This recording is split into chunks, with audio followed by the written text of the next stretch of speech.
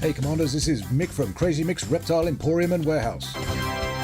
Due to a hysterical ordering mishap and not reading the fine print, I'm currently in possession of over 10,000 snakes, many of which are deadly, so everything must go.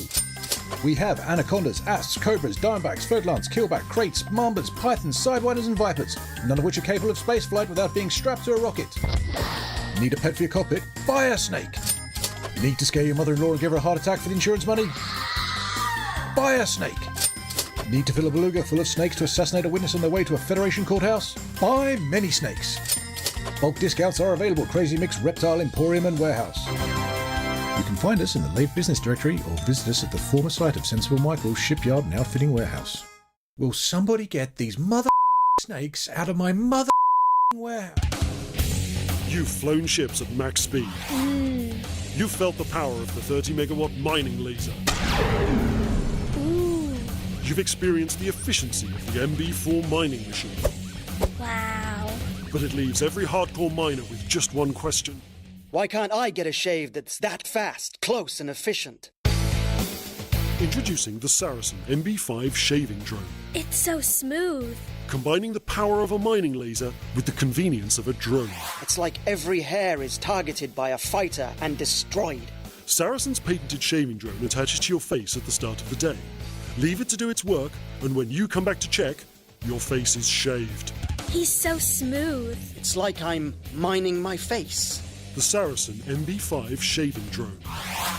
Now I feel manly. Saracen Shaving, making shaving an unnecessary adventure. There's bargains, bargains, bargains at Etienne Dawn's Unspecified Meat Emporium.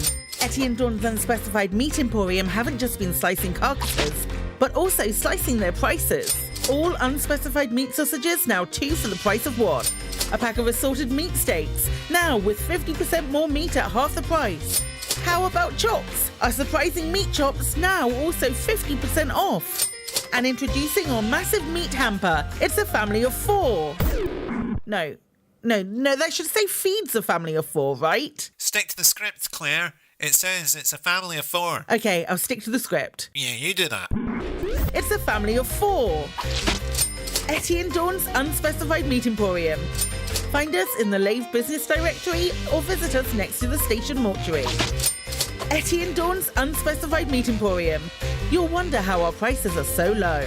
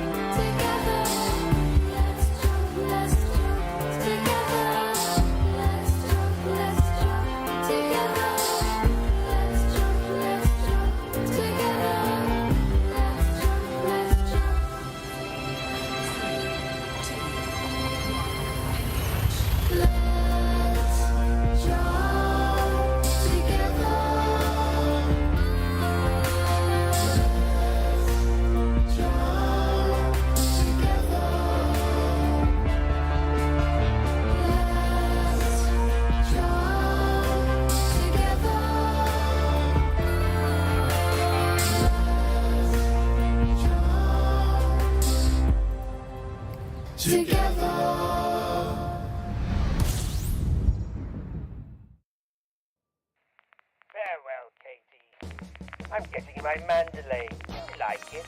It's a far superior ship to your Mamba in every way.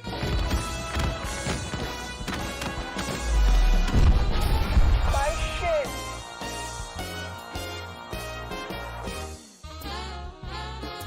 Casey, I need a lift. I won't let you in. But Katie, it's cold outside. Please go away. I just nearly died. This trip has been. I hope you enjoyed it. Not very nice. My feet are like blocks of ice. Your presence feels so unwelcome. I thought you liked me. And frankly, you've been a bore. I'm a great raconteur. So really, I'd better scurry. Take me with you. Maybe just half a drink more. Let me in and I'll pour. Your avian cheese stinks. I tried something bad out here. Is there hex edit in this drink? I have no idea how that got there. I need to leave now. Apex won't come from to this this frozen hell. I thought I said, go, go, go, sir. I'll hack the airlock. I'll shoot you if you touch the door. Let's not be hasty. I won't let you in. Katie, don't leave me out. But it's cold outside.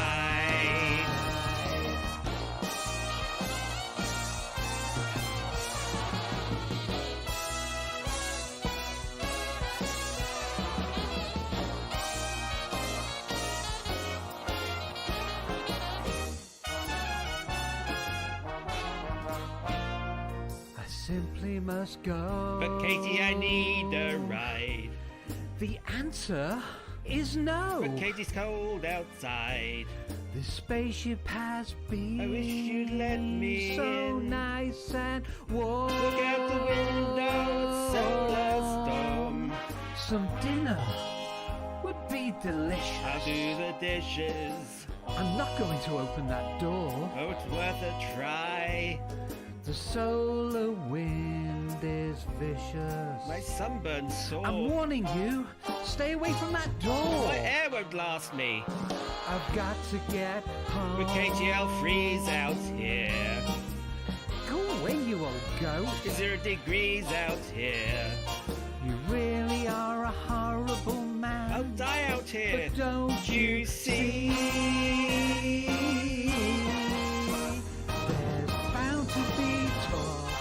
Tomorrow, my oxygen's low. At least there'll be plenty of pride. What if I died?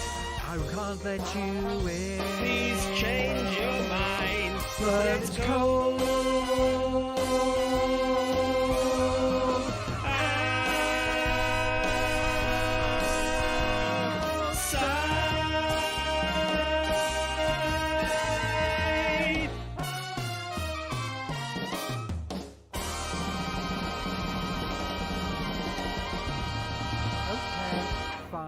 You can come in, just keep your hands and your avian cheese to yourself. Lave Radio, transmitting to every corner of the galaxy.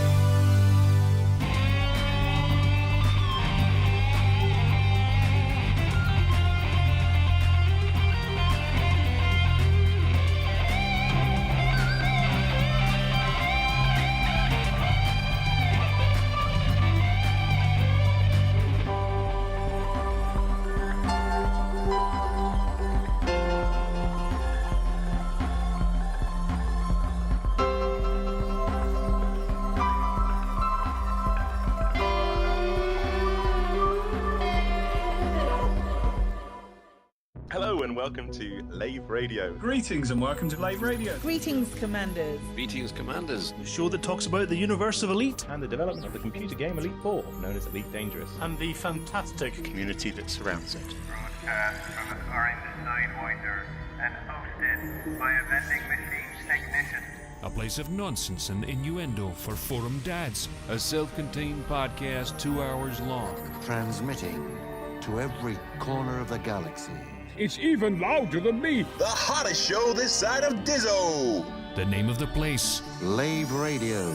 Lave Radio. Lave Radio. Lave Radio. Lave Radio.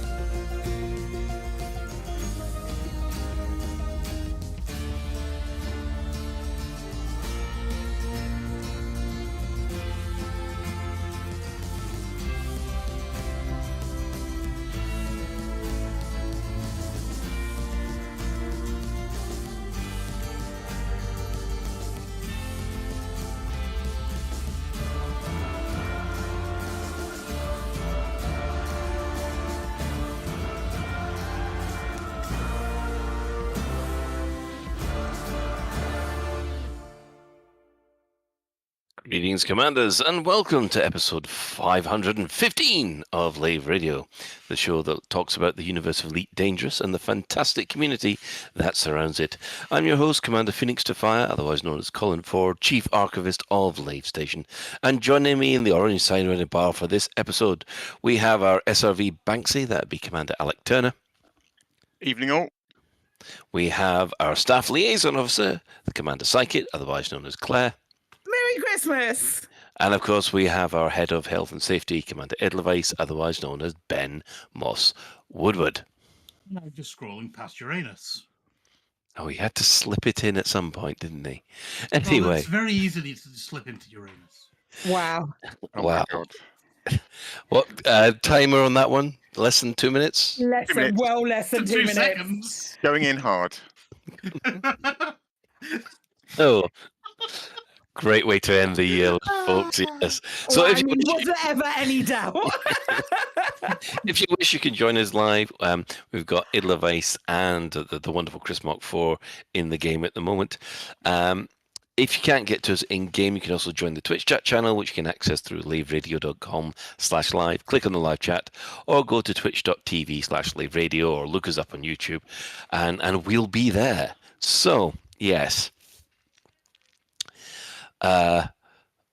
Okay, let's move on there. I've just seen things in the chat room which I will cover later. So let's just go around the crew, see how they are doing, and let us start with Claire. Hi, I'm doing well, thanks. I'm doing really well. It's been a fun week. It's been a really fun week. What have I been up to? Out of game, I've been doing a bit of Christmas shopping. I've been playing like a 10-year-old space game, and have been having a lot of fun with that. I've been celebrating a 10-year-old space game. What else have I actually been up to? Like, we weren't gonna put up a Christmas tree this year. One of our main decisions was like, hey, we're not going to do this. We're not going to do the Christmas tree thing. We'll just, because I wasn't feeling particularly Christmassy, and I been feeling a little like, not low in general, but just kind of like a bit of a lull around Christmas this year. And I don't know the best way to describe it. Call it seasonal affective disorder, call it any sort of thing that you want, but I've just been feeling a little bit low and a little bit contemplative, if that's a word, about no, that's correct. With the best will in the world, Colin, I'm not going to accept if that's correct from you. But just feeling a little low and sad, so we weren't going to do that. And then my beautiful husband bought took me out and we bought an actual real life tree in an actual real life pot, and with we're like a tree that is growing, and it's like this little tiny Christmas tree. It's like a 4-foot tall Christmas tree, and it has absolutely made my day. And then yesterday other things happened that made my year, but we in an effort to calm down on that day, he also took me for a little drive around our village. And we went for a drive around the village, and a lot of people in our village go all out. Like, legitimately, they go all out for Christmas. There's lights everywhere. There's a couple of really jazzy ones further up the hill. Like, the big rainbow LEDs are everywhere on the houses and stuff. It's wild. So, yeah, he took me for a little drive around the village, and I just, like, got to look at all the lights and stuff. And now, suddenly, I feel really fucking Christmassy, and it's great. But, yeah, I've been playing a lot of Elite, playing a lot of Planet Coaster 2, which has had an update and some DLC, which I'm not super keen on them doing DLC at this time of year, or this close to release when the game is still pretty buggy. But I am feeling Christmassy, and yeah, I'm in a good mood. I'm in a good mood, gang. Let's see how long that lasts. Excellent. Bet your tree looks better than the one in London. Right. Well, on the subject of that, Alec, how you doing? I'm good. I have survived my 3rd full Christmas meal. We went Vicar out of for Deadly style. Yeah. Little break now. Yeah, we had our works Christmas do on Friday, which was great fun.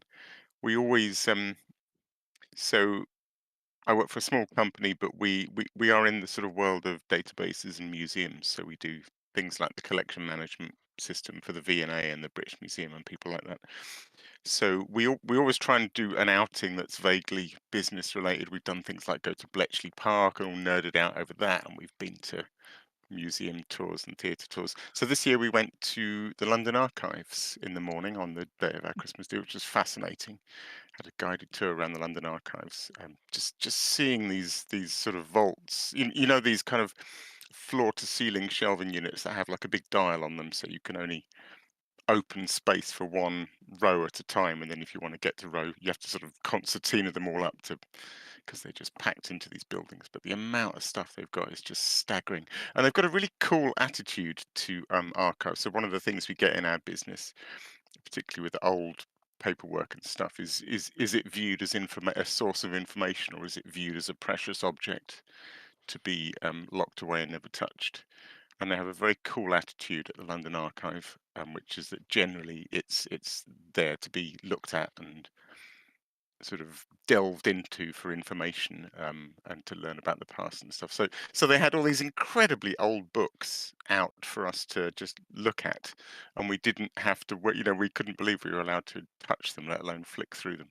So it was wonderful. It's really fun. And then we went for lunch, and then we went and got pissed up at a local pub, as is traditional. So that was good fun.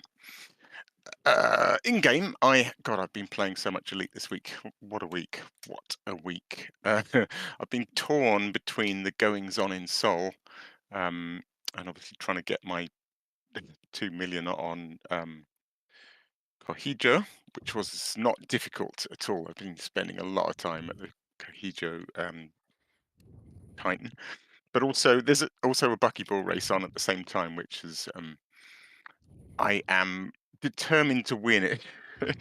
Well, at least in regulation class, although I might not. It's one of the races, not always my favourite, that requires a lot of route planning. There's a lot of stops. I think we discussed it on last week's show. There's like a big X that you have to complete and a little X and a couple of other stops, but you can do them all in any order pretty much. So there's 10 in all, I want to say 10 stops, and juggling those around to try and find the optimum route, especially with things like how you can get a slightly longer jump range than the route plotter thinks you can if you're on half a tank of fuel. It's way too much, way more science than I'm normally comfortable with, but I think I have a good route, and I can't wait to see the results. We're having an extension because of all that's going on in Seoul, so the race runs until Thursday. So yeah, in between buckyballing and defeating Titan Cohijo, it's been quite the week. Excellent. Ben, have you been? Yeah, I've been good. I've had it was our Christmas lunch today, so I'm feeling suitably stuffed. Although, in a non-festive way, I had a pizza for my lunch, rather than going for roast meat of some form. But it was blooming lovely. And I had something I'd never had before of it was whipped goat's cheese. Oh, it's so good. It is. It's so good. That was like put honey over the top of it. Yeah. So good. We had honey and various other nice things. There was some beetroot in there. It's like eating like a goat's cheese crossed with Philadelphia or something. I don't know. It was lovely. So yeah, I really enjoyed that. In game, I did get my I think and I hope I got my 2 million with Cocky Joe. I hope I did because I did manage to slide in quickly on Thursday, so everything should be okay because it's only Tuesday and he's going to go to tomorrow morning. Although, we'll probably be covering this later. But who the hell picked that time? The people who destroyed it at that time. Yeah, that's so how it inconsiderate. works. Yeah, could buttons not have been pressed to like hold it? Yeah, Okay, yeah. it's a civilized hour. Now You're we go. preaching to the fucking choir, my guy. It's I perfect for finished. me. Yeah, yeah, it's what it is. It's all Alex's fault. It is all Alex's fault. Thanks, Francis. I finished the career mode of Planet Coaster 2. And yeah, like you, I have thoughts about the expansion DLC pack, whatever the hell you want to call it. I think that's really been about it for me. I think anything else? No, I don't think I've done anything else. No, I'm just thinking I've been to see the cinema and I haven't. So yeah, I think that is about me. I'm sort of doing prep for Christmas and things like that, but that's really we have got a Christmas tree up. In fact, my missus put the Christmas tree up probably about a month and a bit ago. Wow. She's one of these. Yeah, it's like okay. So I swear it was up by the first. I think it was like the weekend of the 1st of November or something ridiculous like that, when I was requested and required to take it out to go up in the loft. Yeah. And I kind of rolled my eyes, but I know what she's like, so yes, dear. And then my mother-in-law's a bit more like Claire, and she was like, "Could you go and get my one out now, please, as well?" I was like, "Oh, for fuck's sake, yes." Things you do, eh? Things you do. Yeah, well, on the subject of things you do, I almost killed myself up a ladder putting Christmas lights and a massive pair of bells on the top. Hey. Look at the bells on that. On the outside tree and on our front, so the front of our garden's all lit up. It's not too dissimilar to to some of the places that Psychic would be happy about. But it almost killed me. So yeah. Okay, so it's bikes and ladders now. Duly noted. Bikes and ladders. Yes, that's the new game from Lave Radio. Bikes and ladders. What you want to do is try and kill Colin with bikes and ladders. Yeah, each of you get a little Colin figurine. We'll workshop it. And every time you're hitting a bike or ladder, you put a new bandage on him. We can do that. We can create miniatures for that. Oh no, we can't. ECM. That's going to be the next miniatures game. That's the next game. That's the next game that Colin makes. Yeah, this is basically Snakes and Ladders crossed with Hangman. Yeah, kind of, but no wordplay. Yeah, just every time Colin falls off a bike or a ladder, he gets a thing. He loses loses a life. Essentially, so yeah, that feels right. Ironically, one of the things that I've got into this week, I have just discovered the Dark Room, which is a comedian that does video games, and he's done things at PAX and Insomnia, and I found out I just missed him. He was up at the Frog and Bucket at the beginning of the month, and yeah, basically everybody dies in that one as well. So I remember I saw that at Edinburgh, at the Edinburgh Fringe. It was incredible, absolutely. yeah, Hilarious. yeah. If you've got a chance to see what the Dark Room's about, I would recommend it. So yes, outside of the game, I've actually got back into SOTOR because SOTOR said, Star Wars: The Old Republic, for those who don't know, they threatened to close and take away my accounts because there was a new update coming that required a reset of the entire database. So I ended up resubbing and then getting back into it for a bit, which was really enjoyable because I'm halfway through the 2 modules where they went full single player, and there's a proper campaign and everything instead of it being an MMO, and I'm really got into that. So I'm going to complete that and then see whether or not I still want to keep on subbing. I got you, Colin. I didn't know that they'd done that. Yes. Yeah, I saw the email, but I didn't know they'd had a couple of modules of essentially single player campaign. Oh, this was about 4 years ago now. It's the Eternal Empire threads, and if you missed the Eternal Empire, then you kind of missed out because they're really good. Yeah, I've not done any of that stuff. Yeah. So, in real life, huh? In other things, I got a Christmas present early. I now have the triple 2024 Player's Manual Dungeons Master Guide and pre-ordered the Monster Manual. So those have arrived, and I'm looking through it, and I'm re-educating myself on what the rules are, because the last Dungeons and Dragons book I used to have was 3.0. You were still in Sacco, weren't you? Oh yes. Actually, before Thaco, because I've still got one of the original Dragonlance source books upstairs, which is probably worth a fortune right now, and it's in good condition.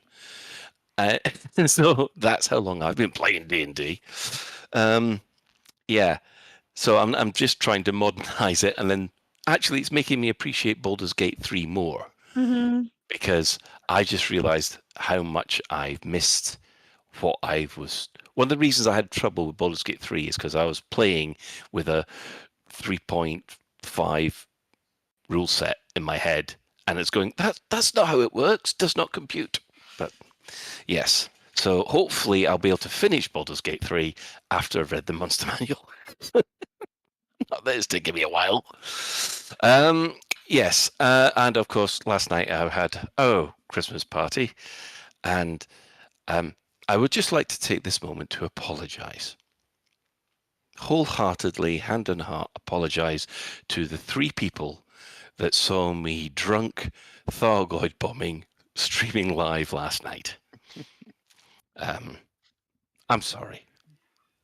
I have no other words, although I did get 5 million credits. But and if there is a huskiness to my voice, it's because I haven't really recovered, and my head is thumping away like a jackhammer at the moment. So no loud noises then. Oh no, I'm fine with loud noises. It's just yeah, right. So that's been my week. Oh, plenty of Thargoid bombing that was sober. And for each session before, I was getting 10 to 20 million. And when I was drunk, I only got 5. So that kind of shows you, don't fly and drink, folks. Not worth it. Or drink and fly. Either one works.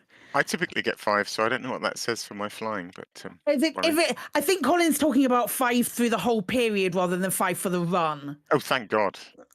Yeah, I'm going to assume that's yeah. Before, Okay. Yeah. before I was getting 10 for the run, and now I was only getting 5 for Is that like for the 5 entire before you period. die? You normally get around between 5 and 6 per. Well, if you're doing a sterling job or you're on your own, you can get about like between 5 and 6. 5, 6, pushing 7 for the run. But yeah. By run, do you mean a single pineapple, or do you mean run before you run away and rearm, refuel, etc.? Yeah, it's a single punishing of the pineapple. Yeah, you can get about 6 from that. Okay, I've never gotten that much. I was going to say, Ben, if you're feeling bad, I get about 2 or maybe 3. I was going to say I get about 2 if I'm lucky. 2 maybe, actually. Yeah. I will say that I did die, but it was a hand of splash damage from another commander. I didn't die by Thargoid hands or claws or whatever slimy tentacles they have. Mandibles. Mandibles, yes. Whatever anime tentacle they have. You know. Well, let me educate you. I'm not going to. What? Right, so let us move on to the development news because some serious stuff has happened this week. Let us start with, on the 12th of December, the Cobra Mark V update, which included, surprisingly enough, the Cobra Mark V. They do what they say on the tin. Yes. Now, this ship, we discussed it a little last week. I mean, I'm obviously adoring the fact that I've had it in. I tried a couple of Thargoid bombing runs in it, but because I couldn't engineer it to fast enough, it kept on getting knocked out by the pulse wave. But apart from that, I love that ship. It's now going to be my small ship of choice going forward once I've got my engineering grades up. Everybody else? Yeah. I've barely flown it. No, me neither. Since so I loved it in the preview server that we got for the few days I tried it, but since then I've been so, involved in racing and fighting Titans that I literally haven't had time to even buy one yet. But I will do because I do like it. Yeah. I think the only problem I've got with it is not with the Cobra Mark V itself, but it's one of the ship kits. The one that makes it look like a frog? Are you talking about that one with the stupid things at the front? Or something that's been run over. Yeah. I don't put them on. Like, the back things are nice, but the little things at the front, not a chance. No, if you put anything on the front, it makes the Cobra look like it's a cat that's been run over in the street. It's that kind of flat cat. One thing I've realised about the Cobra Mark V and trying to get nice screenshots of it's one of those ships, I suppose because of its shape, that if you photograph it from the front, particularly one of the front corners, it starts to look really squashed and like almost like just a square plate. And it looks completely different from the back. The wings are swept and it kind of, it's weird, but it looks completely different from the front and the back. And from the front, with those extra spoilers on, it looks horrendous. It looks like it's flying in the wrong direction almost. Yeah. Yeah, it's like the Liberator. The Liberator was supposed to fly one way, but they made it fly the other way. So, yeah. A lot of people are there going, what's the Liberator? Well, I mind. So, yes, I think everybody who has flown the Cobra Mark V has agreed that it is a superb small ship. And more, please. Yeah, I don't know if I like it as much as the Mandalay, but it's close. You see, this is the thing. I prefer it more than the Mandalay. Interesting. Because, well, I don't know. I think I was in the mood for a small ship. I bloody love the Mandalay. I did my race to Colonia on the weekend as part of like the Gank Cancer event that me and Alec both completely forgot to mention on what we did I last completely week. forgot to mention that, and that was like the highlight of my week. It was such a good part of the week. We raised a shit ton of money for Macmillan, and it was amazing. But I flew the Mandalay in that, and it was really, really, really good. I really liked it. But I've only flown the Cobra for like 20 minutes, so I don't feel like I'm qualified enough to talk about it, but I've used the Mandalay for all of my power play ships so far. Yeah. So I mean, um, the only other things that they covered on the patch notes is, of course, we've now got 600 storage for modules. oh my I guess god! yay, although I haven't filled my 200, so Fuck you, Alec. I'm happy for everyone else. Just sort of. Quite literally, stop having the game be perfect for you and no one else. All right. However, there's now a glut of T10s on the market, as all the T10s that we use to store people's modules have been sold. Funny. That is funny. Yeah. So yes, get your cheap T10 here. Not that it works that way. They should do it. They should recognise it in game and do a discount on Type 10s. That would be funny, wouldn't it? Yeah. No one's buying them anymore.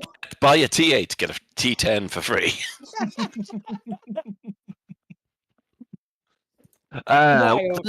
The next thing is Buy a snake. Buy a snake, yeah. So obviously we're a day late with this, but happy birthday, Elite Dangerous, 10 years old yesterday. Birthday late. Yeah, and to celebrate this, there was a video released. Was there? Yeah, there was, funnily enough. Yeah, have you not seen Was it? anyone in? No, it's really good. I don't know. There was some Cockney geezers. Oh, not half, bruv. Yeah. That's just a request from Commander Reaney. Now we've got every time we mention Commander Burr, We don't. No, we don't. we've got to sound like the Mitchell brothers. No, we I'm don't. not doing it again. So yeah, and oh, I don't know. What's this? I was in it. I got an email like 6 to 8 weeks ago, going, "Hey, do you want to be in a video? Or like, do you want to? We want to send you some stuff. Can you answer some questions and send us some clips?"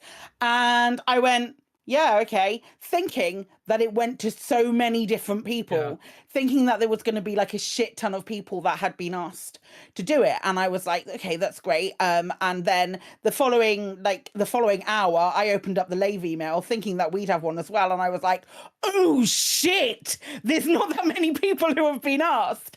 And that was my takeaway. And I in a roundabout way discovered that the Burrs were involved, and then we spent the last couple of weeks going, I wonder when they're going to release this video. I wonder when they're going to do it, because we knew nobody else who'd been involved with it, and it just turned out there was one other person. So no wonder we knew no other people who'd been involved with it. But yeah, we'd been speculating for quite some time. It's such a privilege and so humbling to have been asked to say some words to and you guys know, like everybody knows how much I love this game. I'm not going to be I will always criticize it when I feel like it does something wrong, but I'm not like Elite is everything and the only thing that that means something to me, but it's such a privilege. So it's such a brilliant, and it's been so wonderful just for me in general to think where I started and where it came, and Elite and the Elite community has been instrumental in that. And I spent the whole of yesterday after about 3 o'clock yesterday. I spent the whole thing, the whole day, like just bouncing off the walls and occasionally going, fuck, that really happened. And I just think it was lovely to see Braben on a video talking about it. And I think before we started, Alec was saying that that you noted that it was sort of like very much a looking forward video. They're going, not going, look how good Elite was, look how good Elite is and will be. I loved it for that.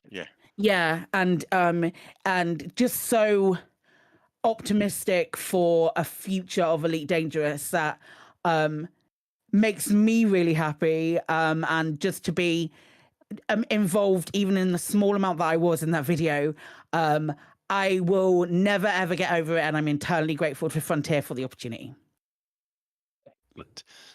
Darren has just quoted Darren saying, can go fuck himself. That video was great until 10 minutes, 12 seconds. Yeah, sounds just like Derek. I take back the nice thing I said about him on Blue Sky. So yes, there's obviously a link in the show notes, but obviously if you're an Elite fan, you'll probably have seen it already. You've seen it. Yes.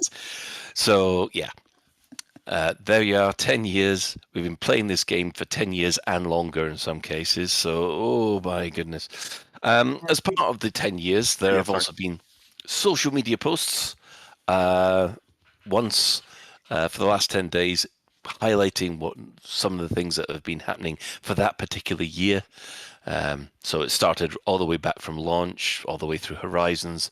And yeah, so that's the 10th anniversary. Although there is also something in the store alert. Mm-hmm. Yes, there is. Cool. Yeah. There's no, hang on. No, that post was about store alert things as well. Ignore me. We'll edit this out in post. We won't. Don't worry, we are organised, honest. Don't worry about it. They read the show notes before we start. No. I was like, hang on, no, wait, there's things, but no, there aren't because they're all skim related. You mean we write them the show notes before we? No, we don't. I was too busy writing the bit right at the end before we did. So, at this moment, I'll hand over to Alec for the community news this week. And now to the community coroner.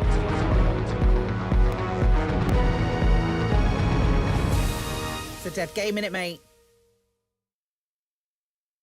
Yes, just a relatively quick one this week. I think people are too busy Titan bombing. Very much.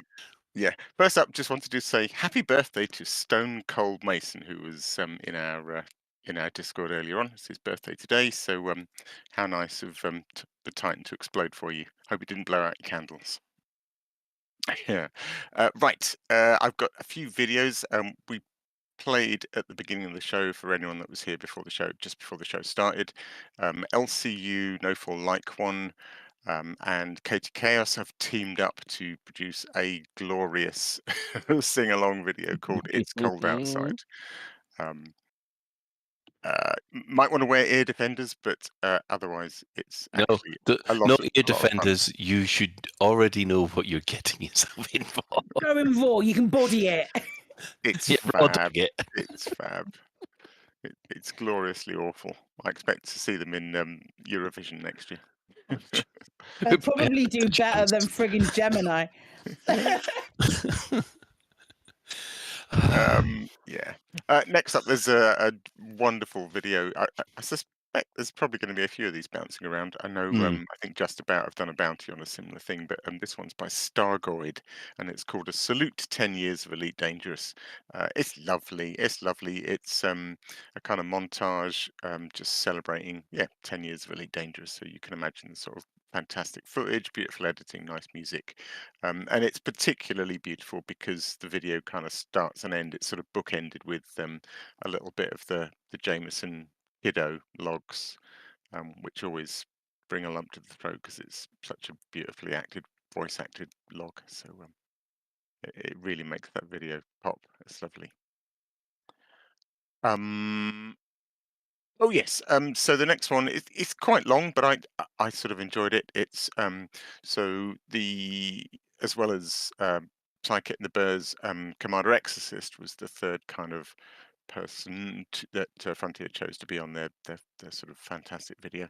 Great choices, all three. Incidentally, I couldn't have chosen anyone else to be on that.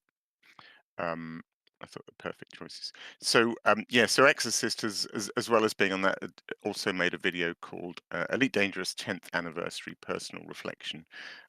It's fun. He's basically playing some ground combat. He made a video on ground combat a while back. He's a bit of an advocate for it. He makes a very good point that I think because ground combat as an activity in Elite was launched at the same time as Odyssey, and because Odyssey was such a disaster at launch, it kind of left a bad taste in everyone's mouth. And I think people have sort of forgotten a little bit, maybe, that that these ground combat zones exist and that they're bloody good now and really worth doing. So he's been trying to promote those a little bit and showing people how to do them. So he does some of that while simultaneously just talking about the last 10 years, and it's nice. It's a good listen. And I expect to see more of these. Right, the next thing I was going to shout out, we've mentioned Just About a few times, and as well as sort of doing their bounties and getting content in, they then assemble it into pieces that they publish. And they've done a fantastic one that I only saw today. I think they published it a few days ago. It's called Incredible Fan-Made Elite Artwork, celebrating 40 years of the game. I can't do it justice because it's really long, but there's some amazing stuff in there that I hadn't seen until today. If people can picture the original box cover for the 1984 Elite, then somebody, Commander Henke, has done an amazing recreation of that using Elite Dangerous assets. And I think he's also gone on to do all the sort of artwork and stuff that came in the original Elite box in a sort of Elite Dangerous style as well. So it's an amazing bit of work. There's some of Beetlejuice's drawings with sort of Pete where they sort of did the history of some of the Elite history spoken over the top. So that's great. There's an amazing sort of embroidered 40 years of Elite Dangerous t-shirt that somebody's done that has to be seen to be believed. Very envious of that. Loads and loads. There's all sorts of lovely bits of work, so it's worth a scroll through that. And lastly, I was just going to touch on the buckyball race that I've been involved in. It has been extended, so the race actually runs until 12 midday Thursday is the finish line. So there is still a chance to get involved. It's quite technical, but if you like technical, I think route plotting in this game has its own appeal. Then it's really good fun. You can do it in unlimited class and in the regulation Cobra. Both have. It's quite a long one. It takes about 45 minutes in the Cobra, but you can do it in about 30, 35 in the unlimited class. Current standings are in regulation. Let's do the top 5. God, I can barely read these because they're. Brusky's done the leaderboards as a kind of in-game screenshot of somebody looking at it on a wall, which means I can't actually read it because it's too small. Let's have a look. In 5th, we have Martin Jameson. In 4th, Osric. In 3rd, Epiphus. In 2nd, Kevin the Stabber, and I'm still currently clinging on to 1st place, although Kevin is gaining fast. And in unlimited class at the moment, in 5th, we have Tobias von Brandt. In 4th, Sulu. 3rd, Epiphus. 2nd, me, and 1st is Shay Blackwood. Who else? Why would he not be? Let's be honest. At the end of the final race, can you imagine if he didn't do that? Yeah, and that will be it for this year. And then I think we will definitely do another season of races next year. It's been too much fun. In fact, it might have been my highlight of the year, but maybe more on that later. But yeah, it's been another howling success, and much love and appreciation to everyone that's organised races and taken part this year, because you make it what it is. It's been fantastic. Excellent. Now, if you have a community event taking place soon and you'd like us to shout about it across the airwaves, tweet the crew at Lave Radio or emails at info@laveradio.com, and Alec will add it to his list. So obviously we've got until next year. So right, the in-game events or what has been happening this week. Well, let's just say that things have come to a massive crescendo. On the 12th of December, Titan Kogyo, as I'm calling it, there's been so many different pronunciations. Everyone's valid. I don't care. I mean, you could call it Kasiho because that would be how you pronounce it, but like with more of like a Spanish inflection, which I can't do. But it's Kasiho. Well, Ben called it Cocky Joe. So. I mean, oh yeah, sure. Ben's right. So it became vulnerable on the 12th of December, mostly thanks to the AXI and other groups which are available. doing a sterling job in wiping out all the invasions and all the occupied systems within a week, which that was a sterling effort. So this Thursday, just as we got a Cobra Mark 5, we got a vulnerable Thargoid Titan. Then, today, at 3 o'clock in the morning, it's actually 6:48, I think it was. Yep. It was finally, the last heart was expired, and it's burning up even as we speak, and will undergo a total existence failure tomorrow morning. The big question is, what damage will this thing do to Earth? It won't. It'll be fine. You reckon? Probably nothing, but it is a question that's hanging in the air. I was there just before the show. Actually, I was sort of trying to line up a where I wanted to be tomorrow. I think I might try and get the Earth in the shot, and yeah, from certain angles, it's really close. Yeah. And mostly it seems to be hanging above the UK. It depends when you go and see it, really, but it's been over places that I'm terrible at geography. I literally have no idea, and I had a quick look at the every time I look at it and where it's there, people are like, oh, I think it's over Korea, and I'm like, that's great. Yeah, I'm the same. If it's not over the UK, I don't recognise it, which is awful. But it's really bad. I noticed it when I was over the Black Sea and heading towards the east, heading towards India. That's when I hit it the most. But then when I was doing my flybys, or attempted flybys yesterday, I did notice, we're flying over old Blighty here. Yeah. I wonder if it's going to explode right above Cambridge. Yeah. I was on it at 6:48 this morning. I was in game. I jumped back in. I briefly was in the Burpit Discord, but it got a bit hectic with Lave, so I went solo. And I basically have to stop playing at 7 to, get ready for work. It's a bit of a sort of deadline, really.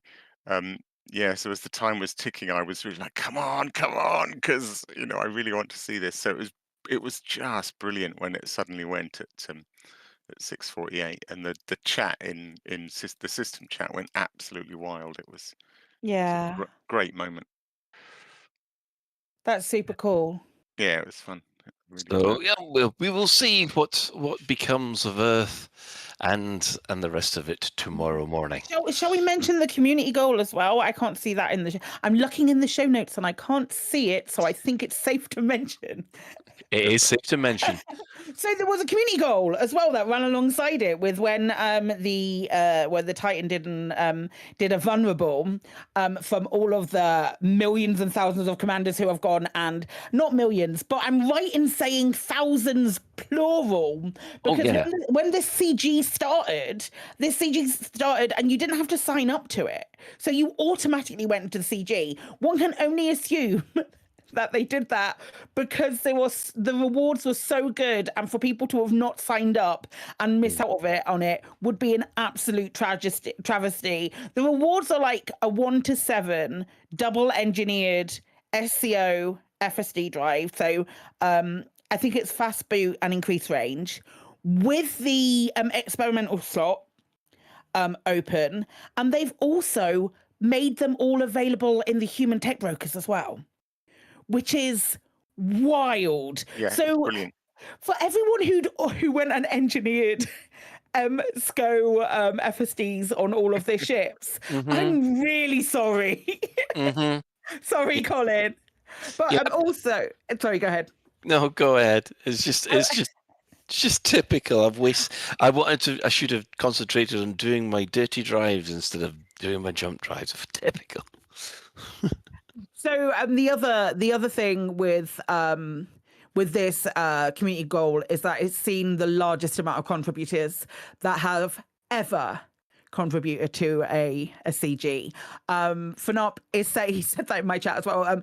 But Fnop was saying in 2017 there was one which had 21,630 people registered for the CG, and this one has had 22,957 according to Inara, and what I'm looking at right now.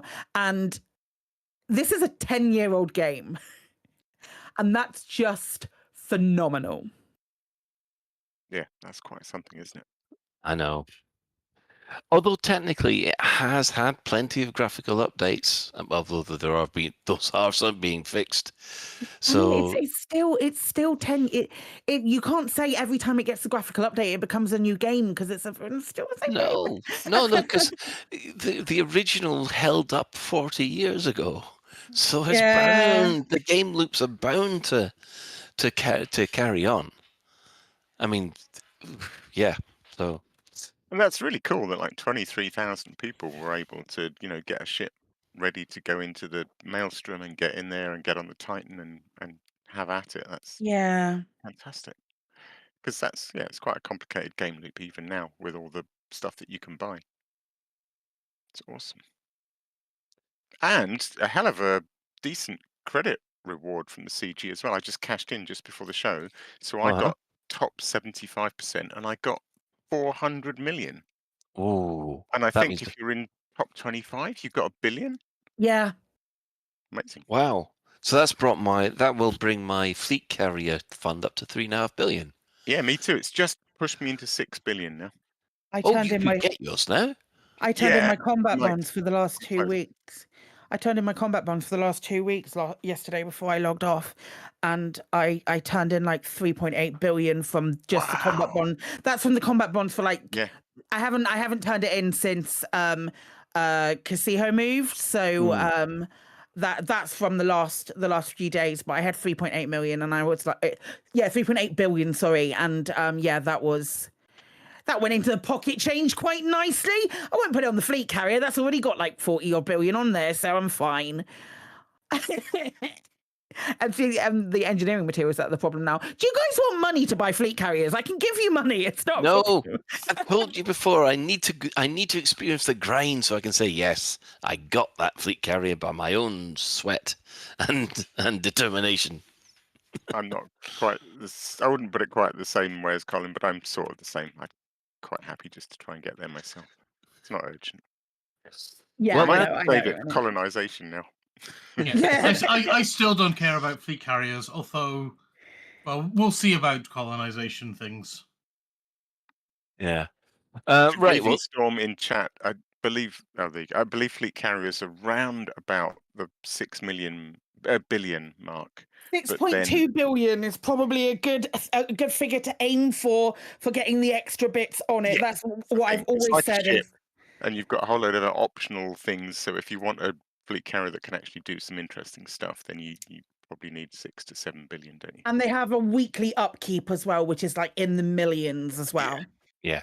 So I know I'm aiming for 7 billion, so they can just have a good shout. Yeah, so that I can get to my carrier, the bits that I want, and have running costs for a couple of years. So, yeah. Right, but that's not all that was discovered this week about the Thargoids. As in the last couple of days, a signal has been discovered.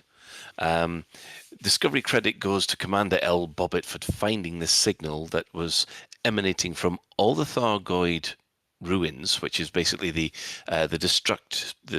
destroyed Titan started giving out the signal, as well as Kokojo.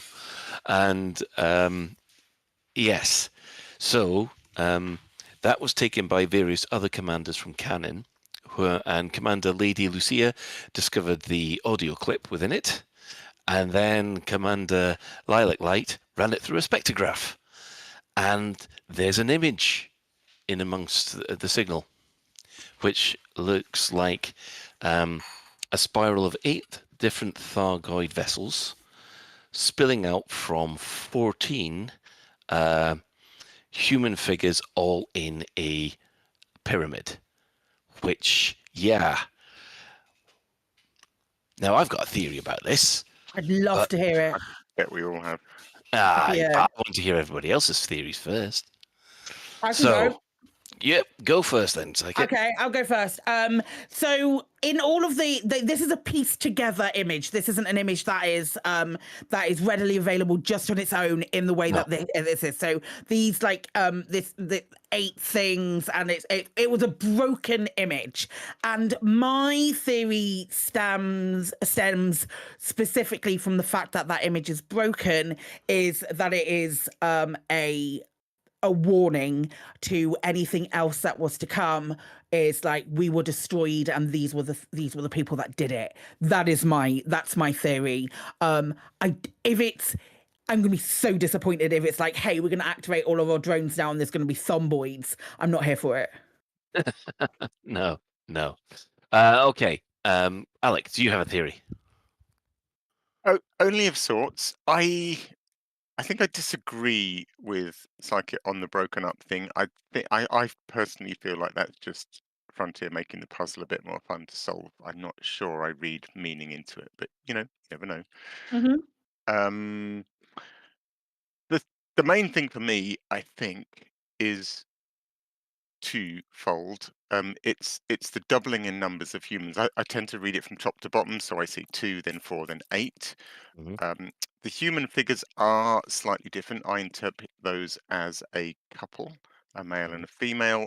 So I sort of read this as some kind of suggestion at population explosion or population growth. What I wonder in conjunction with the Thargoid stuff, although I just don't know how it translates to in-game in any way that's particularly interesting to me, is whether there's a suggestion of, yes, sorry, activating the pod people, but maybe not until future generations. So they ran tests on them, didn't they? And there was vague evidence that something had changed in their biology, but nothing they could particularly put a finger on.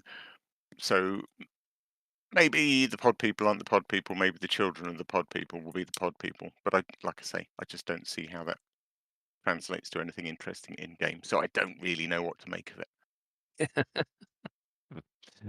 Funnily enough, Ben. I'm just going to have to quickly chip in with what Darren is asking, and Darren Hall Halil is asking: is Alex suggesting a Thargoid human dating show? No, no, no, not really. Oh, okay. And who's behind curtain number 1? Well, it's Father Mikey. The 2 figures are definitely human, but I'm suggesting the Thargoids have had a hand in it. Do you know what I'd have loved? And I've said this a couple of times. I'd have loved if these 2 figures looked more like the 2 figures that went off on the Voyager probe. Because one of them's waving. Yeah. The man has his hand up on the Voyager probe, and I'd have eaten that up. Do you remember there was an episode of The Outer Wilds? I'm going to go full on a tangent. There's a couple of episodes of The Outer Wilds that Outer Limits that stick with me. But one of them was about this deaf girl who was picking up like this weird signal through her hearing aids. And she ended up writing, it was binary, and then there were X's within the binary that she was picking up, or things that didn't work out. It's Outer Limits episode. And she, once they put it all on a wall, it was the man from the Voyager probe, the woman from the Voyager probe, and then the image also did an image of this alien that had been contacting her. And had it have been that, I would have lost my mind, and it would have been amazing had it have been the Voyager probe stuff. But that's because there are 3 episodes of The Outer Limits that stay in my mind forever. But I don't know. I would have loved to have seen it be the Voyager probe things. I think that would have lent itself more to to what you're saying, Alec. I would have loved to have seen. Yeah. To have seen that. Yeah. The figure I'm going to claim is vaguely female, although it's if you were, if you think of, sorry to be crass, but if you imagine signs on toilet doors, it could have been a lot more obvious if that was what it was trying to suggest. So I don't know. I still don't know really. Well, I'm Thargoids actually make us need the toilet. I'm actually an advocate of the same kind of theory as you, Alec. I don't think we've got anything to worry about from the pod people for 3 generations, because it'll be the 3rd generation that if they do activate, it will happen then. Very And ambitious for Frontier to say, "Oh, this is going to happen in 60 years." Then is it all like 40 years? I thought a generation's about 80 years, isn't it? I don't know. this is the plan. that's We've got a the 40-year plan. But it's what I call the gene stealer theory. So unless something happens where we discover that certain modifications were made to the pod people that will come into effect at a later point, then Didn't somebody say on when we asked the question of the week last week of like what are Frontier going to do with the 10th anniversary, and someone said they were going to do like the next year's roadmap. How about 40 years in a Yeah, you know how an people are internal waiting for on-foot Thargoid combat, like proper on-foot. This Oh. is Frontier's way of saying it'll take us about 60 years to do that, but yeah, sure. Yeah. Darren's right. It's a server wipe. There's going to be a full server wipe happen next year, and then we're going to skip forward 40 years. That'll be what it is. Something else has just occurred to me while I'm staring at this image. That's Elite 2 to Frontier's First Encounters. That is. Oh, No. good lord. Yeah, one other thing has just occurred to me while I'm looking at this image, which is that the 2 figures that I'm interpreting as being different shapes, slightly different, shape. It's entirely possible that the second one is exactly the same as the first one, but it's just been squashed together, like wallpaper that's been. Given that this image has been assembled by us, the players, from strips. Possibly. Maybe they've just jammed them together a bit too close, like wallpaper that overlaps, and actually that figure isn't different at all. That only just occurred to me. Well, I think we'll find out in the future. Maybe as soon as 6:45 a.m. tomorrow morning. Oh God, that'll be something, won't it? Happy Christmas! That'll wake me up. Right. Well, moving on from there, it's that time of the week again. Store alert! In the bi-weekly newsletter, here come paint jobs for your art. In the bi-weekly newsletter, here come paint jobs for your art.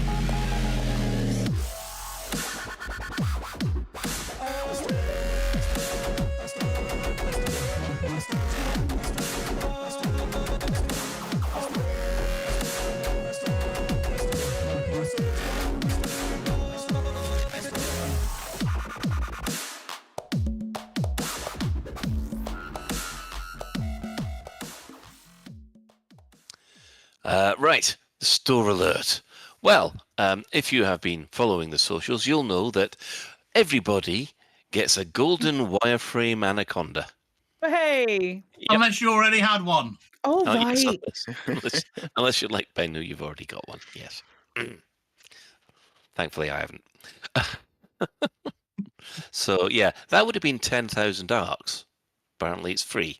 So get on the store, claim your anaconda skin, and be happy. You can't tell me what to do. But I'll tell you one thing that does make people happy. Golden Chrome. Yay! Golden and chromed. Like for the Cobra Mark V, the Mandalay, the Type 8, and the Python, they've all got their golden and chromed skins, which are the matte ones. Is that right? Yeah, the kind of brushed metal. It's They the are very chromed nice, ones, which is the reflective, I think. Chrome are reflective. And the gold. chromed aren't. Cool. Thanks for making that simple. Yeah. So, they are now available on the store. Were they available last year, or it's been a couple of years? I can't remember. Well, these are for the new ships. Oh, yeah, obviously for the new ships. But they've got them for all the old ships as well. Chromed and golden were the ones that we've missed for years. Have been chrome and gold, which are the ones that are reflective that we haven't seen for a very long time. Right. So That makes sense. It definitely makes sense. So there you are. That's just our alert this week. What we'll do? Oh, Ben, because we missed this, you actually had a very important point to make about the signal. What was your theory on the signal? I'm just thinking that there's nothing overtly hostile about the signal, and I would like to think it is, if not a sign of peace or something from the Thargoids, but the humans are in front of the Thargoids. Nobody's being particularly hostile, and I'm hoping, possibly in vain, that it's a sign of the Thargoids' desires for humanity and the Thargoids to live together in harmony. That is until tomorrow morning at 7 a.m., whereupon they're probably going to nuke Earth. And this is why I'm visiting the ancient probes and things like that in Sol whilst I can. Oh, ever the optimist. Hey, I can be the optimist, and I'm also preparing for the worst. Right. Well, now that I think we've covered all the bases, we're going to take an ad break, and then we're going to come back with our main discussion. Oi, how you doing, my brother? So you run some data and you left your little sidey and you're starting to think about maybe a ship that can punch a little bit harder. Well, the Killback, the one with the little flappy wings, is just what the doctor ordered. It is multi-crew enabled and is the smallest ship with a fighter bay, so you can point and they will do your bidding. Ha! It's got 3 utility mounts, 2 small and 2 medium hard points, plus a whole batch of compartments. So if you want a bit of fun, grab a Killback, my son.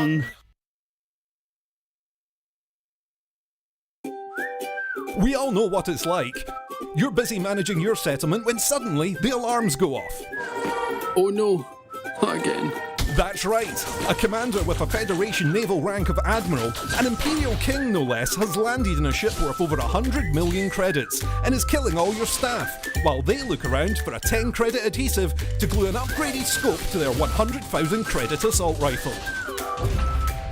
They fly away with their super glue and you're left with a problem. How are you going to get your agricultural plant back up and running? How am I going to get my plant up and running? How are you going to find staff at short notice? How am I going to find staff at short notice? How are you going to deal with all those bodies? There's bodies everywhere, and they've stained the carpet. Wonder no longer. Call Aries Crime Scene Cleanup Services. Hello, I'm Harry, for Harry's Mine. After a sudden increase in robberies and murders by commanders since 3307, I've gained valuable expertise in cleaning up bodies, recruiting new staff and restocking stationary lockers. Now you can benefit from my experience by signing up to our Crime Scene Cleanup Service subscription plan.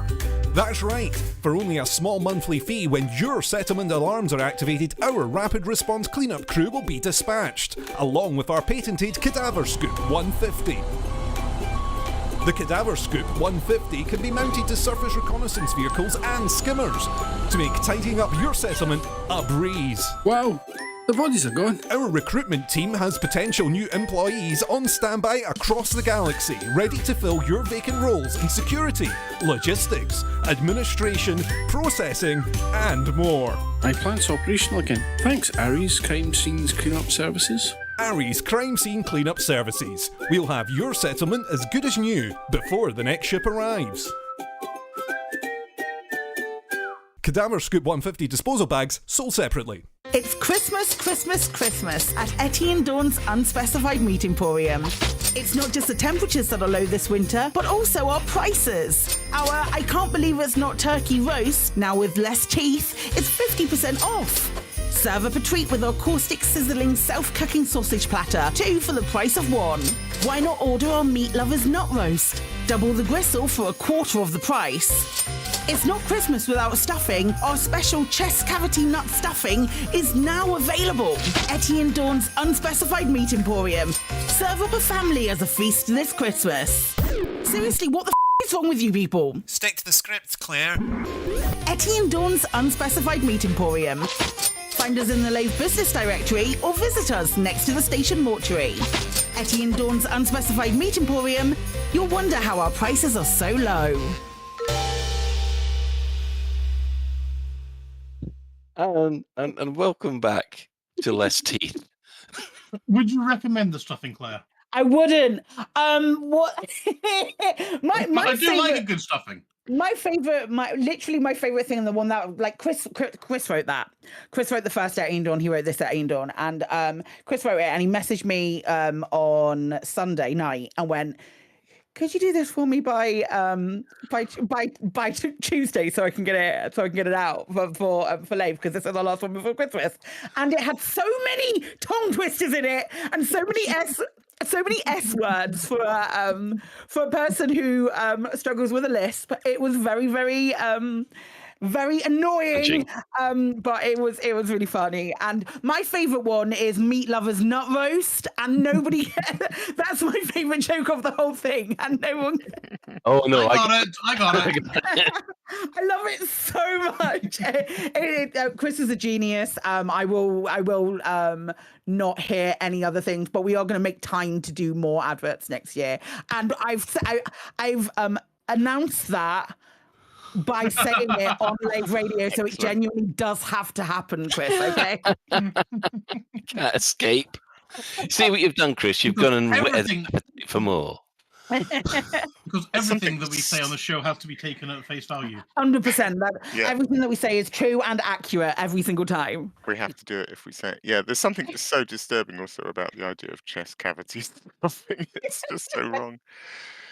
Oh, and you think Warhammer 40k is sick? Then you get an Etienne Dawn advert. Hey, Etienne Dawn just has a way with creating products that people just want, because it is Christmas, Christmas, Christmas. What can I say?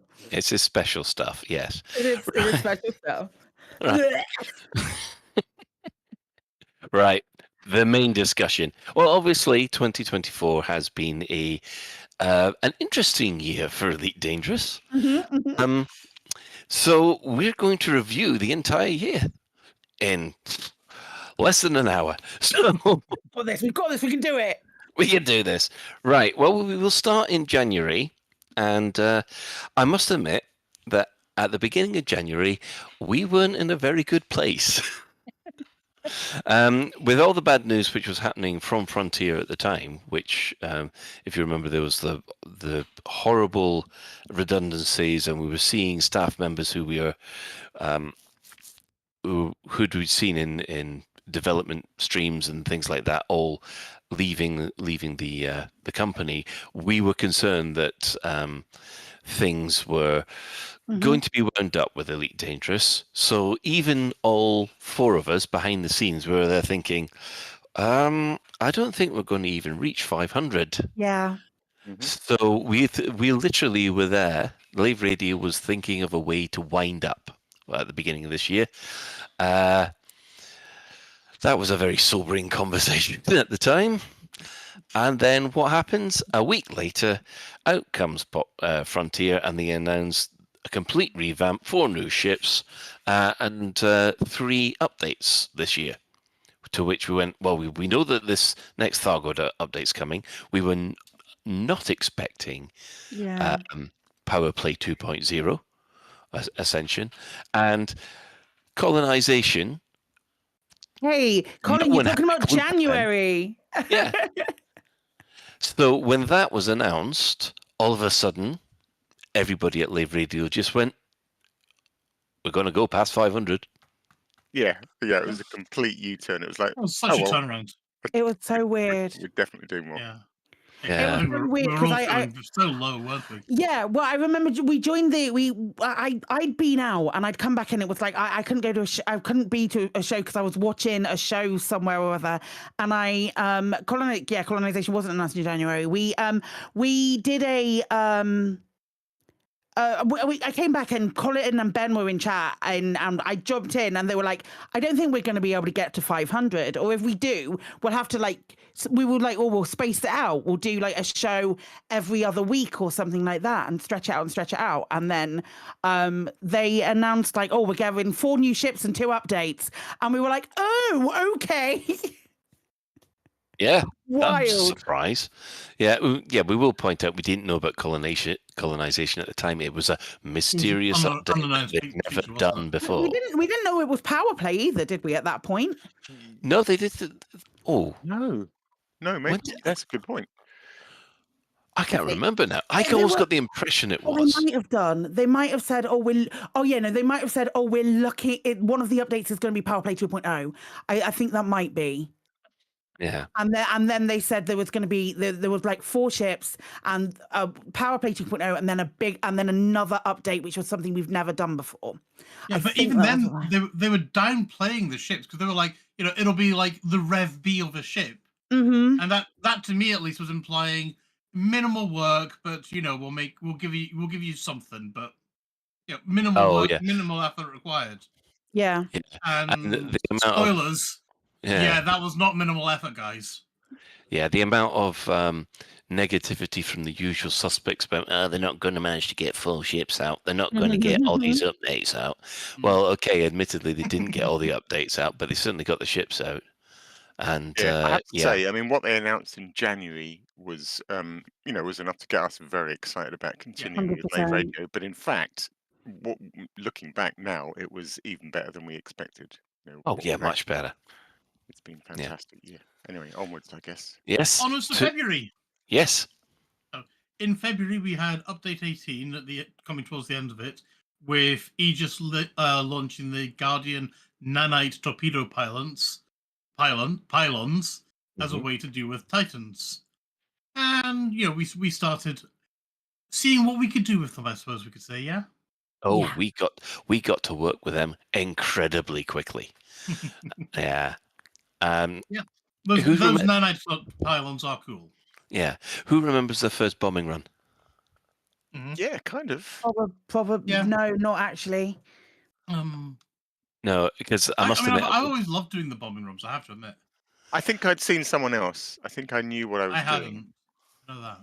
Yeah, I got a quick overview of what to do from the AXI Discord, and they said, what you do is you bomb the heat sinks, and then something else happens that you've got to deal with. But I'm not telling you what you have to deal with. You got to find that for yourself. So basically, bomb the pylons, and then heat sink being what? And then no one. It took me about 3 goes before I realised you go underneath the ship, and then this. What did we call it? The lipstick comes out. I think, yes. It's a penis. We call it a penis. Funnily enough, I do remember that show. I don't necessarily remember my first bombing run, but I do remember us all giggling like loons at different ways of interpreting the lipstick and the cat penis and what have you. 100%. So that happened in February, and then we had March. And in March show, we got rid of Tyrannus, Li Gong, and Oya. All of them went in March. 3 in so 1 month. yeah, the 2nd of March, the 17th of March, and the 21st of March, we lost 3 Titans, or I say lost, we destroyed 3 Titans in that month, which is wild. It was. I mean, that first explosion, everybody was just. That was so cool. I think we were all expecting it to be a cutscene. Everyone was expecting it to be a cutscene, and instead we got what we got. And even now, I look back at the videos that I've made of it in the past, and it is, fantastic. Yeah, as talked about in Frontier's, 10-year video that they just released recently, and it was talked about there. But yeah, the it being in game and people being able to meet up with their friends and sit and and so the 24-hour countdown meant that people could arrange, okay, I'll meet you there. I'll be there at 6 and we'll see it off. It was beautiful to just be able to meet people and watch this incredible spectacle. So good. Yeah. Right, April, I guess. So In-game, Achilles Aerospace announced that they had completed their research for the Titan drive components and introduced Super Cruise Overcharge, which I think has revolutionized the game, perhaps more than anything else I can think Yeah. of. Yeah. I remember. Sorry, I was just Uh-huh. going to say. No, you I first, Alex. remember maybe a few years previously, Obsidian Ant, when he was, still much more invested in Elite Dangerous, and one area where I always disagreed was that he always sort of pushed for maybe somehow in sort of reducing our travel time in the game. I always felt quite strongly that the travel time was important, that it gave a sense of scale to the galaxy. And I kind of didn't necessarily think I had a problem with it.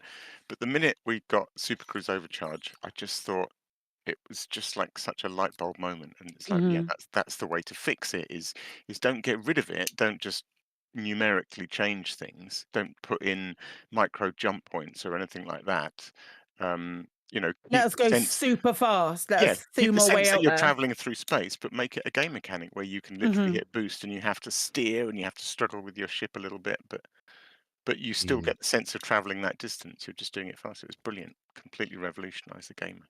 It did. I think the fast travel that we had envisioned before was jumping directly to a nav beacon, which would be around every star, so you could end up going quicker to a star, and then it'll always be within 800 or 2000 light seconds. But I must admit, having used the SCO now for what is it? It's been 8 months. Mhm. And it still feels like it's a brand new innovation even now. I get giddy. It is. It has completely revolutionized the game. There was one streamer which I followed because he did these fantastic explainer videos for the old Elite games, and he was so disappointed with Elite Dangerous because the travel time was so long. And I was able to turn around to him just a couple of months ago and say, you need to fit everything with the SEO drive. What used to take 10 minutes now takes 2. And it's just, it feels like you're not wasting your time. And it meant there were so many things in systems that were always like a little bit out. You just kind of you go to a system and there'd be like outposts and settlements and of course signal sources that would all be basically out of reach, and you sort of mentally write them off. And so I think we were all kind of mentally drawing a ring around the main star and going, I'm not going any further out than that. So there was all this sort of dead space. There were all these planets and settlements and outposts and things that nobody was ever going to because they were so far out. And now suddenly you do go to them. It's great. Yeah. Anyway, sorry, plow on. We've got a lot to get to. Frontier also announced the ARCS restructure and the addition of pre-built ships to the ARCS store. I guess that was the downside of April. I think Yeah. that got a fairly negative reaction. I don't want to dwell on it too much. I think actually the pre-built ships have turned out to be fine. Yeah. I don't think any of the sort of pay-to-win claims stand up. I think they've done a None of them nice. do. No. None of them do. They're, if anything, they're catch-up ships, not Yeah, they're win starter kits. ships. They're great. Yeah. So the ARCS price going up is a bit of a bummer, but hey ho. What can you do? Also discussed. They also discussed an engineering rebalance later in the year, and they did their first on one of their Frontier Unlock. They did their first power play deep dive, which, as I recall, we all mercilessly took the piss out of and called it a shallow dip of a toe in the water because it didn't tell us very much. It didn't. It kind of gives us the impression that yes, they were looking at it, but there was so many questions that everyone had. Well, if they do this, then that means that this other thing will happen, and that I don't like that. It's made it blue. Yeah. That's what it did. It did focus on the cosmetic side of it a lot, didn't it? Yeah. It was really, really heavy cosmetics, and I was like, this is gross. I don't want this in my system. I very much remember that. Well, that brings us to May. And the first of the brand new ships arrived, the Python Mark II. The Python Mark II was the first ship to use the SCO drive that didn't jump around like a cat on a hot tin roof. And oh, what a combat vessel this thing is! I must admit, I've flipped from using my Crate Mark II to the Python Mark II for anything I want to fight, and that includes. I don't think I've even been in my Fer de Lance for since the Python Mark II has been released. Just a phenomenal ship, and the only thing that it had in common with the Python Mark I was the cockpit. Everything else was new. Which that sounds more than a variant to me. I don't know. I've not flown mine for ages. No, I need to get back in mine. I've got one, but I haven't. Yeah, It's really good fun. Yeah, they said, oh no, it's specifically a combat vessel, and if you try and use it for anything else but combat, it sucks. But for just pure on right, I'm in the mood for a fight.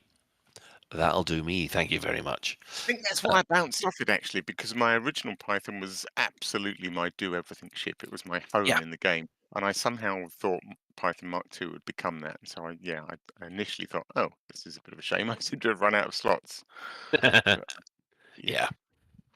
In addition to this, Frontier rebalanced the war effort to end sampling, because sampling was being used as a way just to block any invasions whatsoever.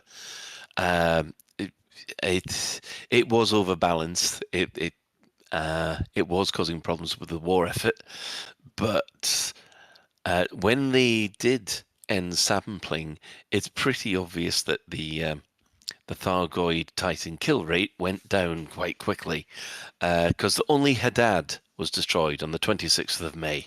Yeah, but nothing got destroyed in April, Colin. So swings and roundabouts. Yeah, Haddad was the one that was that was the first one that was really distant, wasn't it? Yes, so we've done yeah, those first three, and then we were like, hey, we've got to do that one that's really, really far away. And then the SCO drive dropped, and then it made it a little bit easier again. Yeah. But I know that I didn't do a lot of Haddad shit. I don't know about the rest of you. Yeah, but Haddad also had an awful lot of control systems, and taking them down was a monumental, huge effort. So once they'd managed to get that down to a manageable level, then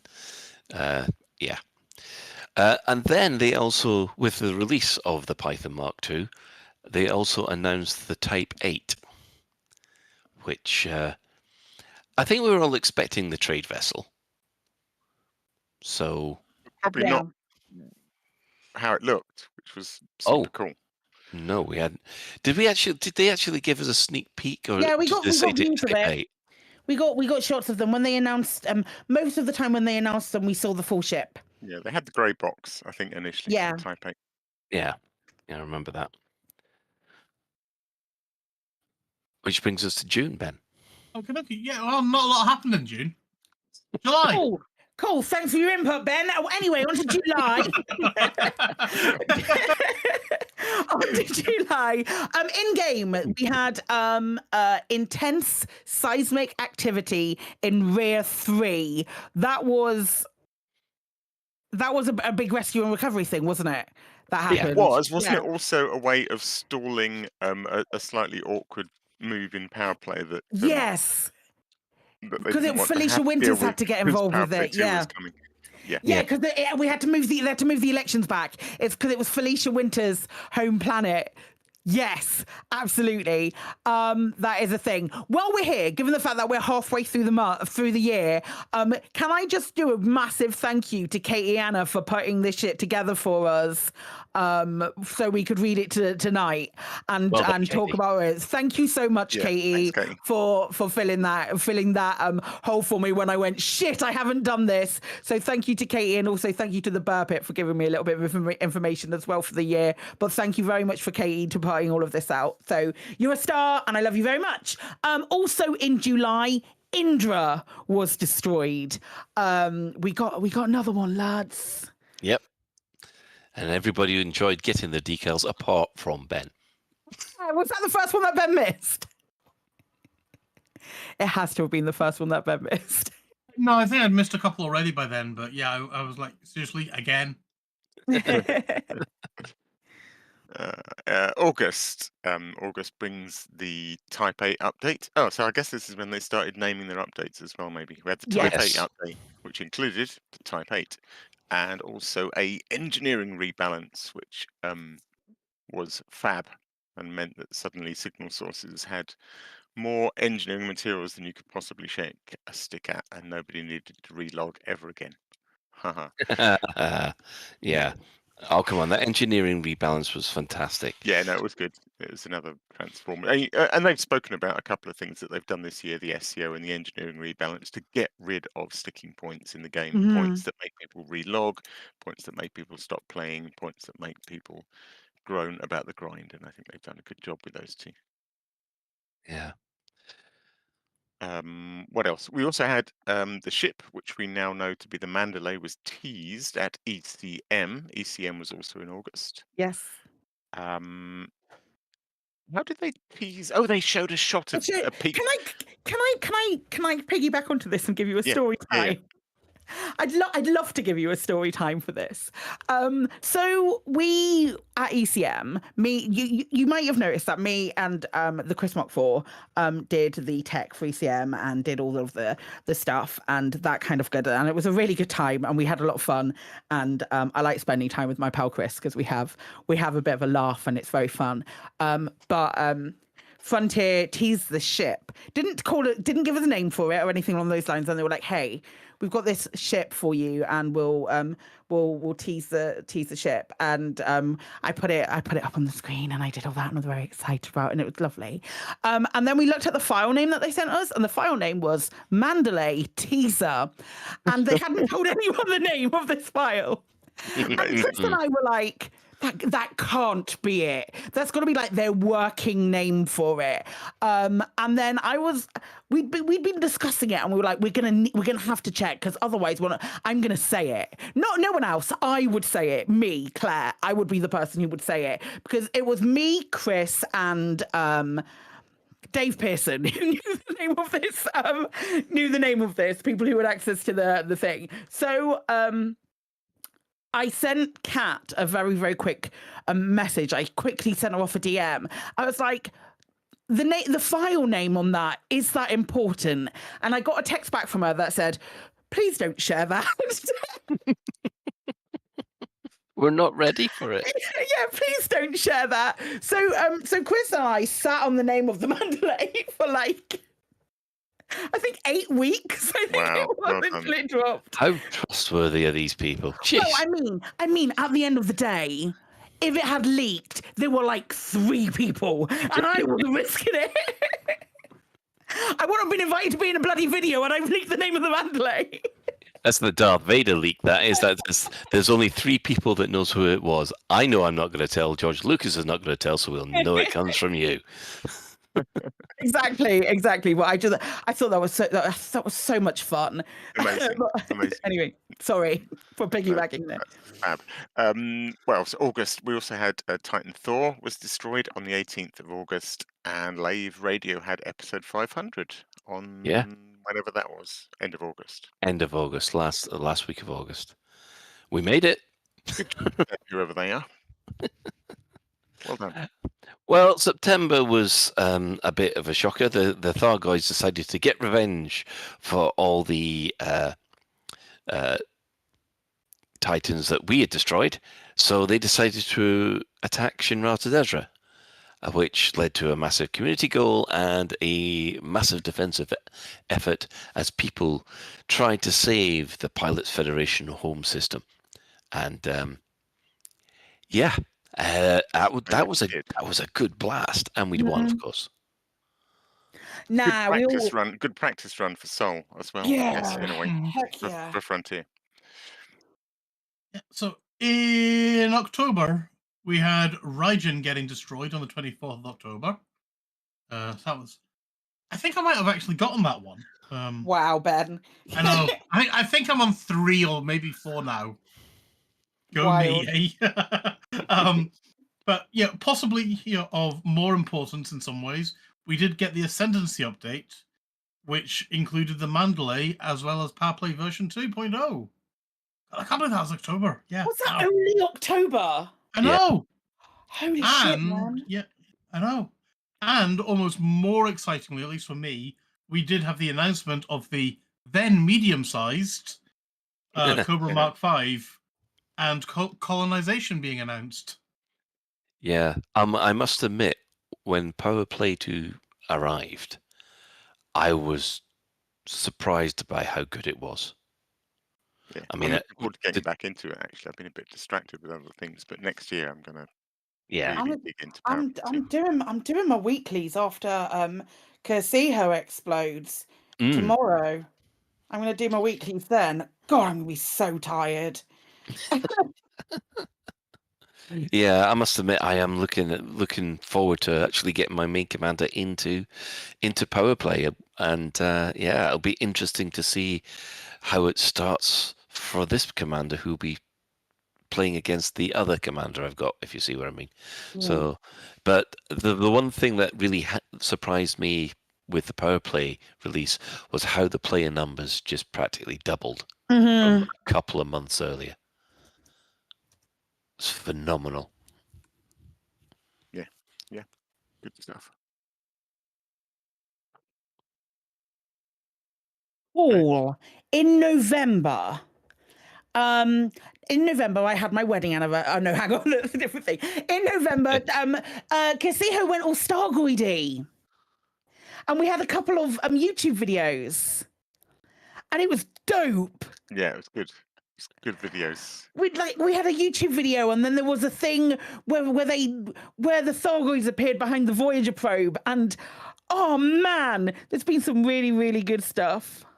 Yeah, I love that. I love the second one with the fact that you didn't actually see a lot of destruction happening, but the audio was that good. You felt the terror. It's brilliant. It's been such a great build-up to December, where it did indeed all kick off in Seoul, big time, massive destruction in Seoul, destruction of most of the rescue megaships, which is really cool. Yeah. Lots of new control systems to be fought back. And footnote, the shockwave from the explosion of the gin distillery at Hutton Orbital is still being felt across the galaxy. Also, the Cobra Mark V was released for pre-order, for early access, I guess you'd call it. And tomorrow morning, I guess, Cursejo will be destroyed.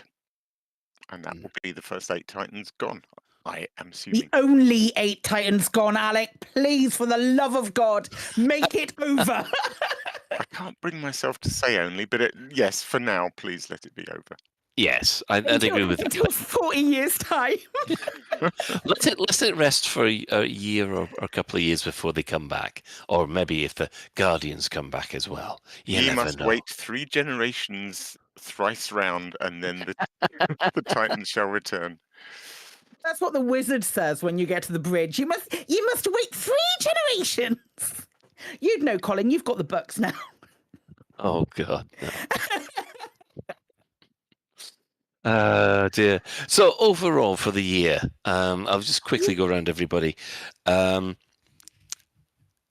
was surprised? Because what a fucking year, man. Yeah, exactly. That's what I was going to say. What a year. Yeah. Fantastic year. Considering where we were at the beginning of this year, I think, yeah.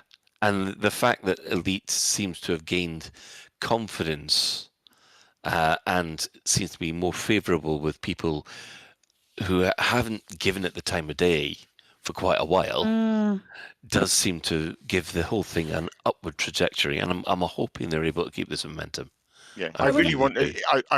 I would do it, but my microphone will almost certainly filter it out. But I just want to give Frontier a round of applause. Actually, it's a masterful year. I think, in so many ways. There is I spoke to Zach at ECM, and this is back in August, obviously. And when I spoke to Zach, and I was talking about what they'd managed to achieve so far this year and all of that kind of stuff, and he said very candidly said what Frontier have been able to achieve in Elite for this year has been nothing short of a miracle, given what happened the previous year. Yeah. And what a year, man. incredible. Yeah. I am very, very glad that we are still broadcasting because the game is in such a good place. Mm-hmm. Do you guys think that this has been Frontier's best year ever or best year since Horizons? Best year ever, actually. Best year ever. Actually, I would have to agree with that because So would I.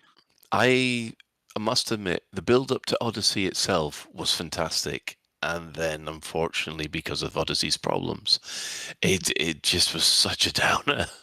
But this particular year,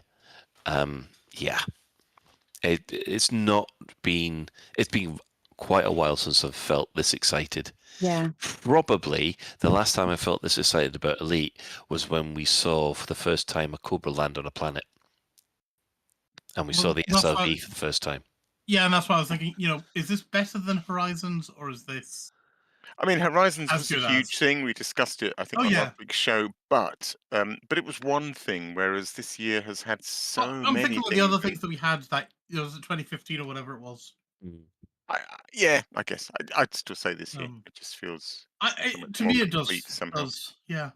I don't have it as a point of reference, so I can't say that I wasn't there. I started playing in 2016. I got the game in 2016. I've only been playing it for 8 years, so it doesn't really make me qualified to talk about Elite, obviously. Well, out of the years you've been playing Elite, would you say it's your best year? 100%, absolutely. I think this is. I loved from a streaming the game perspective, 2020 will always be my best year, but that's nothing to do with Elite and everything to do with COVID. But actually, it's been a very long time since I've wanted to play Elite as much as I have. Does that make sense? Yeah. I love Elite, and I will always love Elite, but I'm consciously aware that there are other games that I also want to play, and I'm veering more back towards going, I can always play Elite and not be like, oh, but I can always play Elite. And I thought that I was gonna end up getting my soapbox out today, so much so that we gave it a special noise. So I'm just gonna pretend that the soapbox is getting out. I added jingle bells to the soapbox, gang. The fact that I haven't had to use it and complain is amazing. So there's what we thought of 2024. But we did ask a question of the week, which was, what was your highlight of 2024? Which was sent out just before the Chris Mark IV did the show at 2:00. So we've got quite a few answers to get through. And the first one, top of the bill, as he should be, we've got Darren Hillel. He says, seeing someone hack a holoscreen for the first time. Now, considering that Darren was the person who designed that mechanic and actually seeing it come to pass, double thumbs up. Yeah, I think it was one of the very first ideas he ever suggested, but there was no place for it, and then it just suddenly had a place in PowerPlay. It's like, now is its moment. Yeah, this is very good, really nice little feature. Okay, so Nicey's saying, buying Odyssey and walking around a settlement for the first time. I love finding all those little details hidden away in corners, and the wonderful reception to my rambling blog posts. Nicey has an excellent blog. Indeed. You should all go and check it out. They do. Elvis Kremen says, watching that first Titan going boom was pretty spectacular, and I'm stealing this next one from a Psychic stream. Seeing Katie Hanna making it to Colonia for the first time. This is Saturday. His personal highlight of the year was last Saturday. For the first time, with us all waiting for her to emerge from the lift to a round of applause. This space game really is the tits. And I will say right now, what we did, 3 of us put on snowman helmets and like stood there staring out the door until she emerged. Well, Kitty Anna made it before me. She did it in like 3.5 hours on her first run. I All think right, that's fair enough. not too shabby at Amazing. all. Well done, Katie. I didn't see that. Ah, Well done. that's excellent. I'm almost at 3.5 years now. Yeah. Profane Pagan says, when Tyrannus entered Meltdown, I wasn't at the Titan in person. A hunter killed me mere minutes before the destruction of the core. I was rushing back into action from my respawn point while I was watching a streamer bombing Tyrannus on my second monitor. I was halfway to the Titan in the middle of the Maelstrom's minefield, flew past the first pulse wave, and I was pressing the boost button as fast as I can when it happened. On the stream, a different instance, the core exploded, and in my game I heard the scream and the second pulse wave never arrived. It was amazing. That's so dope. That's so Yeah. dope. Lots The- of stories of that first Yeah. explosion, I bet. The implementation of live game events has been brilliant. Brilliant. Yeah. Colin, Oh, have we lost Colin? surely not. I'm back. Hey, there we go. For goodness sake, I don't know what happened there. As usual, just drop out. Typical. Is it my turn? It is my glove. I got Silas Resi.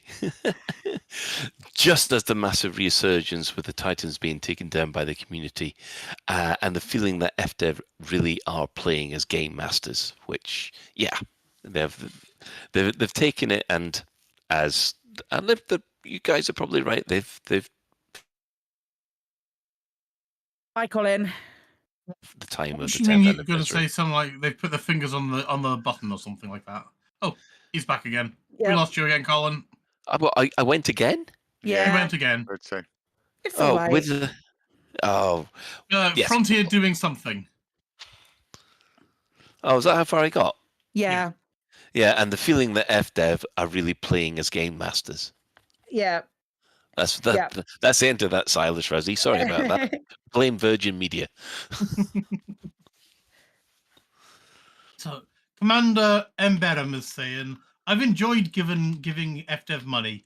I know it translates into what they put into Elite Dangerous, and my 3-star Titan decal is proof that it was worth it. I'm glad it's not just me who's only got a couple of stars. Whilst against pay-to-win business models, I'd pay a small monthly fee for unlocking all cosmetics as long as I remain subbed. I like playing with how my ships look. I don't hate that idea. I wouldn't choose it myself, but I don't hate it. Yeah, I can see the idea of paying like 8 to 10 quid a month or something and have access to all the things. I wouldn't pay that much. I mean, I'm thinking, how much is it for a World of Warcraft or SWTOR sub? That's quite low, I think, Ben. Actually, Yeah. more than that. At the moment, 60 days in SOTOR would cost you about £18. So that's about 6 quid a month then. Yeah, it's about £8 a month if you go for a full yearly subscription. Yeah, so that's in line with what I was saying then. I won't pay that much. God. But that's not just cosmetics. That's like, is that not just access to servers and stuff though, as well? You're getting like the whole package rather than Okay. No, well, SWTOR is free to play, But you get extra bits, right? You get extra bits if you do sub. Yes. Yeah. That's how it works. Not just cosmetics. So just to clarify. No, you get a lot more stuff that you really need to play the game properly. Because does it give you stuff? It lets you do the dungeons and things like that, doesn't it? Yeah, it does. Yeah. Anyway, that's another game. Yeah. Commander Zulu Romeo has said finally being able to destroy the Titans and destroying them one by one. See a theme here. Yeah. Finn McRaven says, without a doubt, it has to be the new ships. From the Python 2 to the U-Wing, Type 8. Each new ship has had me feverishly counting down until release date. I'm now in love with my Cobra Mark V and hoping we see more added next year. Well, hopefully, if we see how much revenue that they've brought in, Surely it's brought in a lot of money. I think we might. I think we might think see we more will. ships. I think we will, for sure. Yeah, wild. Ellipson Orbital. This year was my debut in the universe of Elite Dangerous, and while I've been keeping up with the game, I haven't played it before, and it's been a blast. I've always been a sucker for game worlds that's felt really alive, and Elite does it nearly perfectly. Nice. Nice. Just as I get taken out by a Titan, Rocky Star is saying, Frontiers Communications have been a breath of fresh air this year. Amen to that, brother. Yes. They went from being extremely coy and sensitive to some wonderfully open and honest information. Deep dives. I still think they need to work on their phrasing, though. Yes, FU and FUX, for example. Yeah, they knew exactly what they were fucking doing with that. Yeah, 0 FUX given. Granting creators preview access to all the new things, and what a lot of new things we've had. In-game, watching the first Titan explode was such a glorious experience. I think what Rocky's referring to with the phrasing there is the phrasing of calling something a deep dive when it's kind of a shallow dip. Yeah. Yeah. Pretty Possibly much. that too.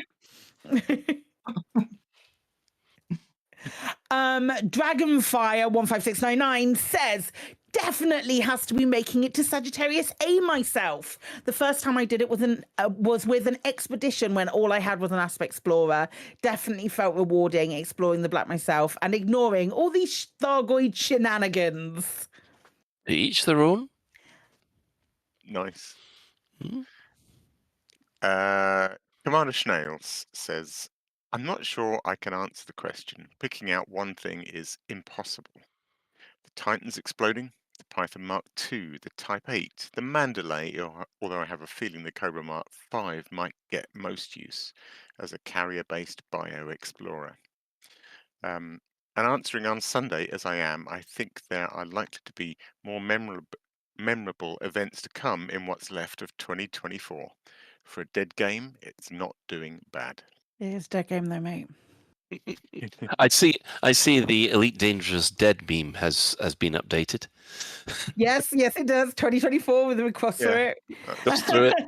So it's now going to be dead in 2025 or 2026. They're not sure yet. But, probably in about 40 years' time when that script comes in. I'm sorry, I'm taking the piss. I don't mean to. I do mean to. Yes, you do mean to. We know that. I've got Lambda. I started playing this year, and it's been great fun so far. The community is really friendly, and the recent changes have made the game even more enjoyable than I expected. Do my first successful neutron jump was thrilling, and I loved taking my Mandalay out for a proper exploration journey. And of course, reaching Trader Elite into Type 9. And of course, Titan Kokyo bombing with Lave friends was a blast. Amazing. We do seem to like the big booms. Yeah. I mean, who doesn't like a big explosion?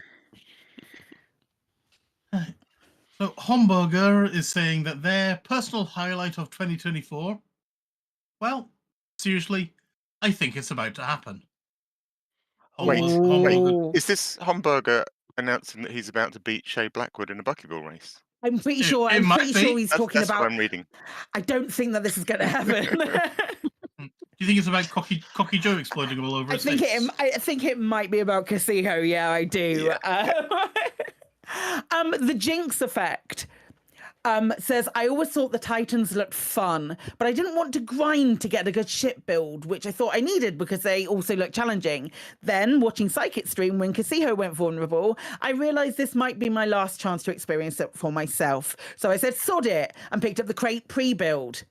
I've had so much fun with it. The atmosphere on the Titan is amazing. It's also good to instance with so many other players and open again. I don't think I've shared space with that many commanders since Distant Worlds 2. Though I think I've quickly earned a reputation with the Thargoids. It feels like the Glaives have been targeting me specifically in any instance I find myself in. It's too high. Pre-build has been worth it, even if I only get to use this specific build for the duration of Casijo. Apart from some minor engineering and cosmetic choices, I've not changed much with the crate. Sigourney. No rebuy costs, lots of fun. I've made a small fortune so far, and the community goal promises even more riches. By the way, if you get that Terry Pratchett reference, then you'll probably agree that Hutton Orbital needs a plaque reading, "Welcome to Alpha Centauri, now go home." I don't know either of those references, and I'm really sorry, but I loved what you said, Jinx. The thing is, I'm a good Terry Pratchett fan, and I don't get that one. I don't get Sigourney. No. No. I was thinking Sigourney being Sigourney Weaver, but that's Alien. Mm-hmm. No, but I know that Welcome to Alpha Centauri or Welcome to Ankh-Morpork, now go home. Yeah. Damn, we're going to do more research. Right. I've got Epaphras, who says, "It's been a year, but I think Tyrannus was it. The panic to get back into the Titan for the last heart as it blew up just before it went down. Oh, as I blew up just before it went down. Then logging the next day to see it go boom as live in-game event. After the Proteus wave cutscene, I was expecting another and was surprised it was a live event. While it was great and it pushed commanders to safety, I was secretly hoping it would blow everyone up and there would be a graveyard of Titan, Thargoid and human ship bits surrounding the blast radius." Yeah, well, it didn't throw me out. I got a orange sidewinder error and just rip. And then when I logged back in, I was right in the center of a caustic cloud of field. death. It was so thick, no matter how fast you went, you couldn't get away from it. I fully expect that to happen again tomorrow morning. I have Steak Typhoon. This may sound silly, but I'm proud of it. I switched to Linux on my PC and I've been dealing with its intricacies. Oh, you respect straight off the bat for that. Case in point, my VKB flight sticks were showing up as Xbox controllers in Elite. Oh, sacrilege! I spent 2 weeks investigating the problem until I solved it. It was the happiest moment around the game this year. Amazing. I love that. That's cool. Yeah. Oh, hardware problems. I have to admit, I mean, I am seriously considering moving my entire gaming rig over to Linux as well. With the success I've been having in my gaming with my portable, I'm tempted. I don't know if I'm going to make the jump. Anyway, finally we've got Nowski saying, "So many to choose from. I've practically lived in Elite Dangerous for a year. You'd faint if you saw my playhouse." No, we wouldn't. But those are rookie numbers. Out of all of them, and not just counting the enormity of Exploding Titans, First Planetary Footfalls, hard-won AX combat wins, triple eliting, the one that stands out is discovering a planet with a brain tree not previously known, by canon at least, to exist on atmospheric worlds. Just an amateur explorer at heart, I guess. But what a game. That's amazing. I love that. What a game indeed. I love that though. I hate exploring, and I've said it a million times, but I just love the fact that we've that there are still things being discovered. Fucking brilliant. Yeah.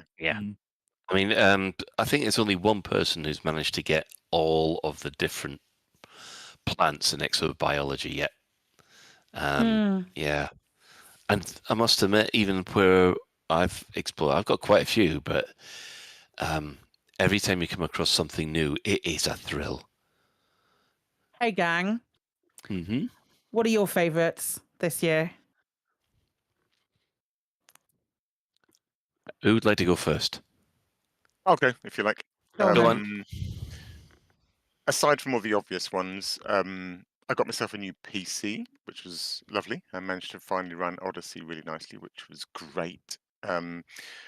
I really liked the whole thing of getting into the maelstroms and getting to see the Titans. I made a whole forum thread about it called Voyage to the Heart of the Maelstrom, and I really enjoyed the steps involved in that and documenting all that. I think I am going to give my highlight of the year, though, to this year's season of Buckyball races. As sort of aforementioned, they've all been great, but we've had some really original races this year. In Indigo's Ring Tossers Rally, where we were literally using planetary rings as like race gates. Mhm. An entire race in Supercruise in one system. Never done that before. Just worked brilliantly. Such fun. Caleb and Cola's fantastic pop gun, where we were he was like drill sergeant and giving us all so much grief about missing gates and doing things wrong. And they've all been brilliant. Sidewinder Trophy, Ring Tossers Rally, Pop Gun, Questing on Quixie, Zombaland, Ruby's Road, Once Upon a Time in Leasty, and just about to finish X Squared Marks the Dash. Much love to everyone involved, and let's do it again next year. I must admit, the Buckyball is yourself. It's been although I haven't taken part this year, it has been fun to follow. It has literally kept me going for 10 years because I hate grinding. It's one of the reasons I don't have enough money to buy a fleet carrier, even after 10 years of playing this stupid game every single day. I get bored very quickly. I'm not one for kind of prescriptive game mechanics. I don't see much value in earning points or credits or making numbers go up. None of those things really do it for me. They do it for a short period of time. Exploring's all right, but I do get a little bit bored. And so just having Buckyball racing to come back to once a month, where for me it's something I can commit to that seems real to me. It seems far more of a real thing to do than making numbers go up. And it's sort of kept me going for 10 years now. Absolutely. Lovely. Well, I guess I'll go next. I mean, as much as the SCO drive has revolutionized the game for me, it's not been the highlight of the year. The highlight of the year for me has been power play, and the fact that I knew power play had the potential to capture people's imagination. It just needed the right mechanics, and now that I feel that they've put in mechanics which are a lot more engaging, I think that's really given the game a good kick in the right direction. And it's gratifying to see that that Frontier have taken something, listened to people, and well, fair play to Darren, because there's a lot of Darren's work in this. It's come up with something that works not only in open but across all three play modes, that doesn't cause the same friction that the last version of Power Play did. Yeah. What about you, Ben? I don't know if this is a cop-out or not, but I want to say the thing that has been the highlight of my year is just how much Frontier's turned the game around. They've turned the game around from a point where we were literally thinking about giving up, throwing in the towel, to where we're now thinking this has been the best year since at least 2015, if not ever. Mm-hmm. And we're just all so excited and enthused about the game. We're so positive about Frontier's communications. And it's just the whole turnaround has just been amazing for me. Yeah, it's quite a thing, isn't it? And I don't know if that's a cop-out or not, but that's kind of what I feel. It's completely valid, because I feel exactly the same way. The fact that we are excited about what could be coming is, you didn't think that last year, did we? We didn't. Yeah, we certainly didn't. We definitely didn't. I'm really happy about my highlight. Is obviously being in the 10th anniversary video. There's no way it couldn't be, being in the 10th anniversary video. I'm just glad that when we decided that this was going to be the question of the week and we were all going to answer, that it's no longer under NDA, so I can tell you about it. But yeah, that's my highlight. I've loved this whole year in Elite. They've done such a good job, but that's my personal highlight. What a year! What a video game! Yeah, definitely. So, as I mentioned before, this is going to be the last episode of Lave Radio this year. We'll probably be back probably the second week in January, because I think the first is actually New Year's Day. So I don't think that'll be happening, because if you think I've got a bad hangover now, God knows what it'll be like then. So let us do our shout-outs. Our sister station, Hutton Orbital Radio. It broadcasts on a Thursday at 8:30. You can tune in at twitch.tv/Hutton Orbital Truckers, or if you just want the audio, go to radio.forthemug.com. For the discerning commander that likes a bit of CQC action, check out the CQC Discord at discord.me/Elite Dangerous CQC. We're giving shout-outs to the other Elite Dangerous podcasts that have appeared over the last year, and that is the Guard Frequency, who do other space games as well. And of course, the wonderful Redneck Radio over there, the Loose Screws, if you want your American Elite fix. And if you speak French... I just let the funky music do the talking. There is the Elite Dangerous podcast, and they also do these wonderful Elite Dangerous adventures. So, following on this, we have the latest Galnet News Digest, as provided by Commander Witherspoon and Commander Beetlejude. And we'd like to thank everybody who's chipped in the Twitch chat, and also hanging around with the Chris Mark for. We've had Commander Ventura. Yay! Giza Gunk Yadoba. Felix Sestria, Soccer 42, Myrt, or MYRT, the Jinx Effects, he's the only other commander to turn up in a Christmas jumper. Well done. Come on, the rest of you, let him down the side. Siberius and Electro EC 4CE. And someone winces every time I say Elite Dangerous. So, special thanks to Commander Tokuso, JN Trax, and Alan Stroud, who have all created music that we use on this show. So that's it for the final episode of 2024 of Lave Radio. If you'd like to get in touch with the show, you'll find all the contact links and home/contact us in the menu of the laveradio.com website. Do let us know if you have any questions, or if there's anything you'd like us to discuss in a future episode. Lave Radio is recorded live on a Tuesday evening at 8:30 and streamed out on laveradio.com/live. So, Happy New Year and Merry Christmas to Ben. Ho, ho, ho. Happy New Year and Merry Christmas to Claire. I was going to say Green Giant, but I'm not going to do it. See you tomorrow morning, you crazy people. Yeah, I know. What the fuck? Set your alarm. I've already set my alarm. I know. Bloody Americans! And of course, special thanks to it's Merry Christmas and Happy New Year to Alec Turner. Merry Christmas to you, Colin, and to everyone out there, as long as the earth doesn't blow up tomorrow morning. Oh, blimey. God bless us, everyone. Says Burr. Oh, good Lord.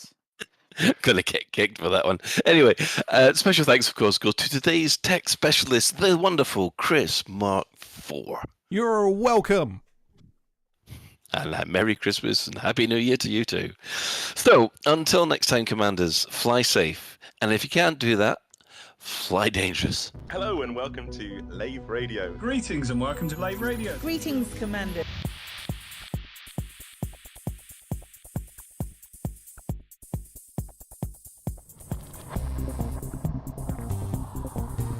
Is your life like this? Sounds like someone having an orange inserted.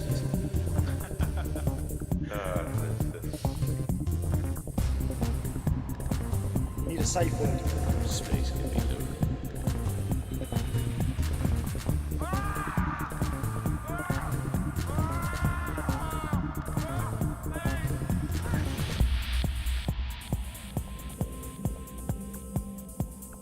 I'm going to see the galaxy.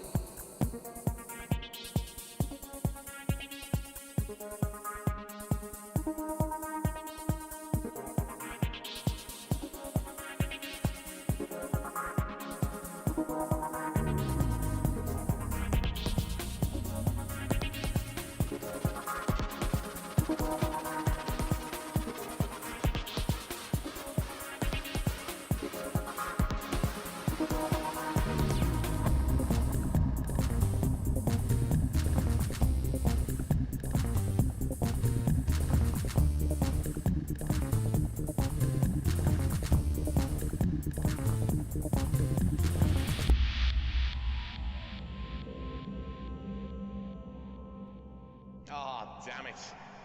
No worries, guys. Hold the fort for 2 seconds. I'll be right back. Galnet News Update, 17th of December, 3310.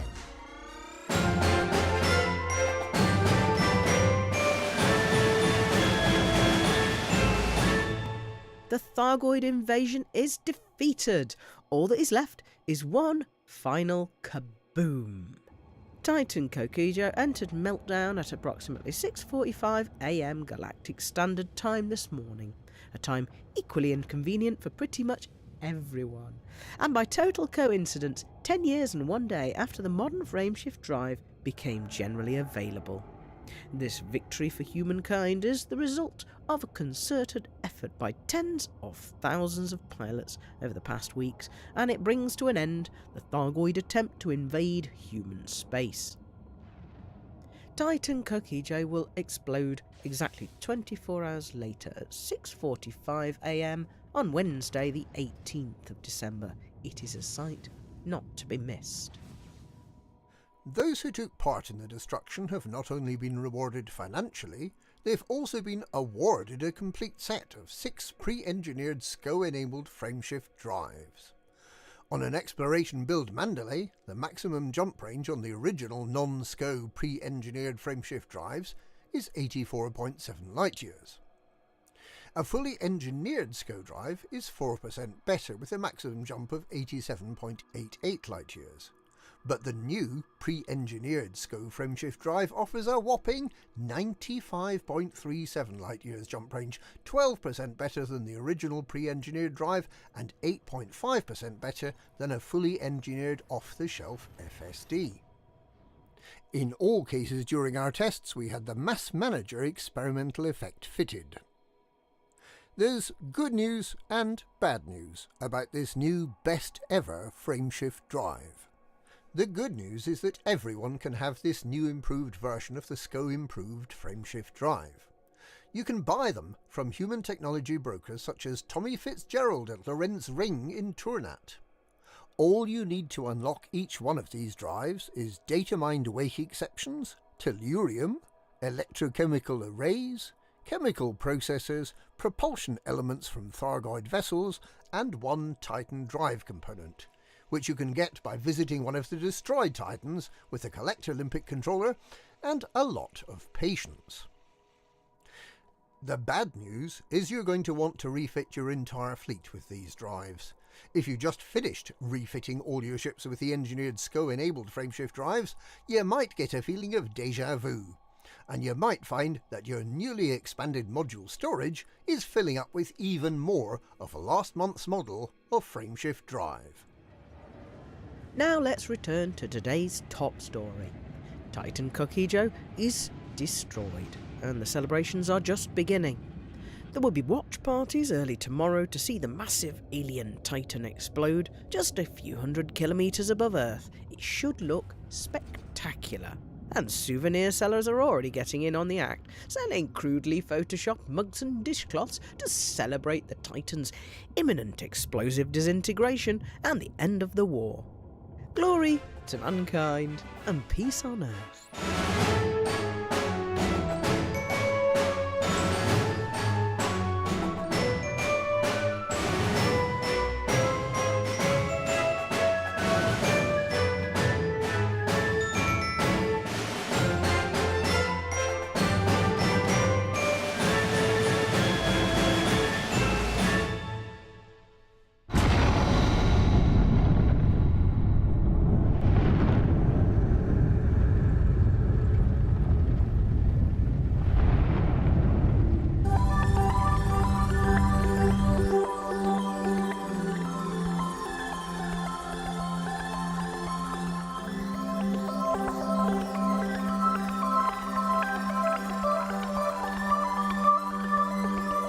Bye.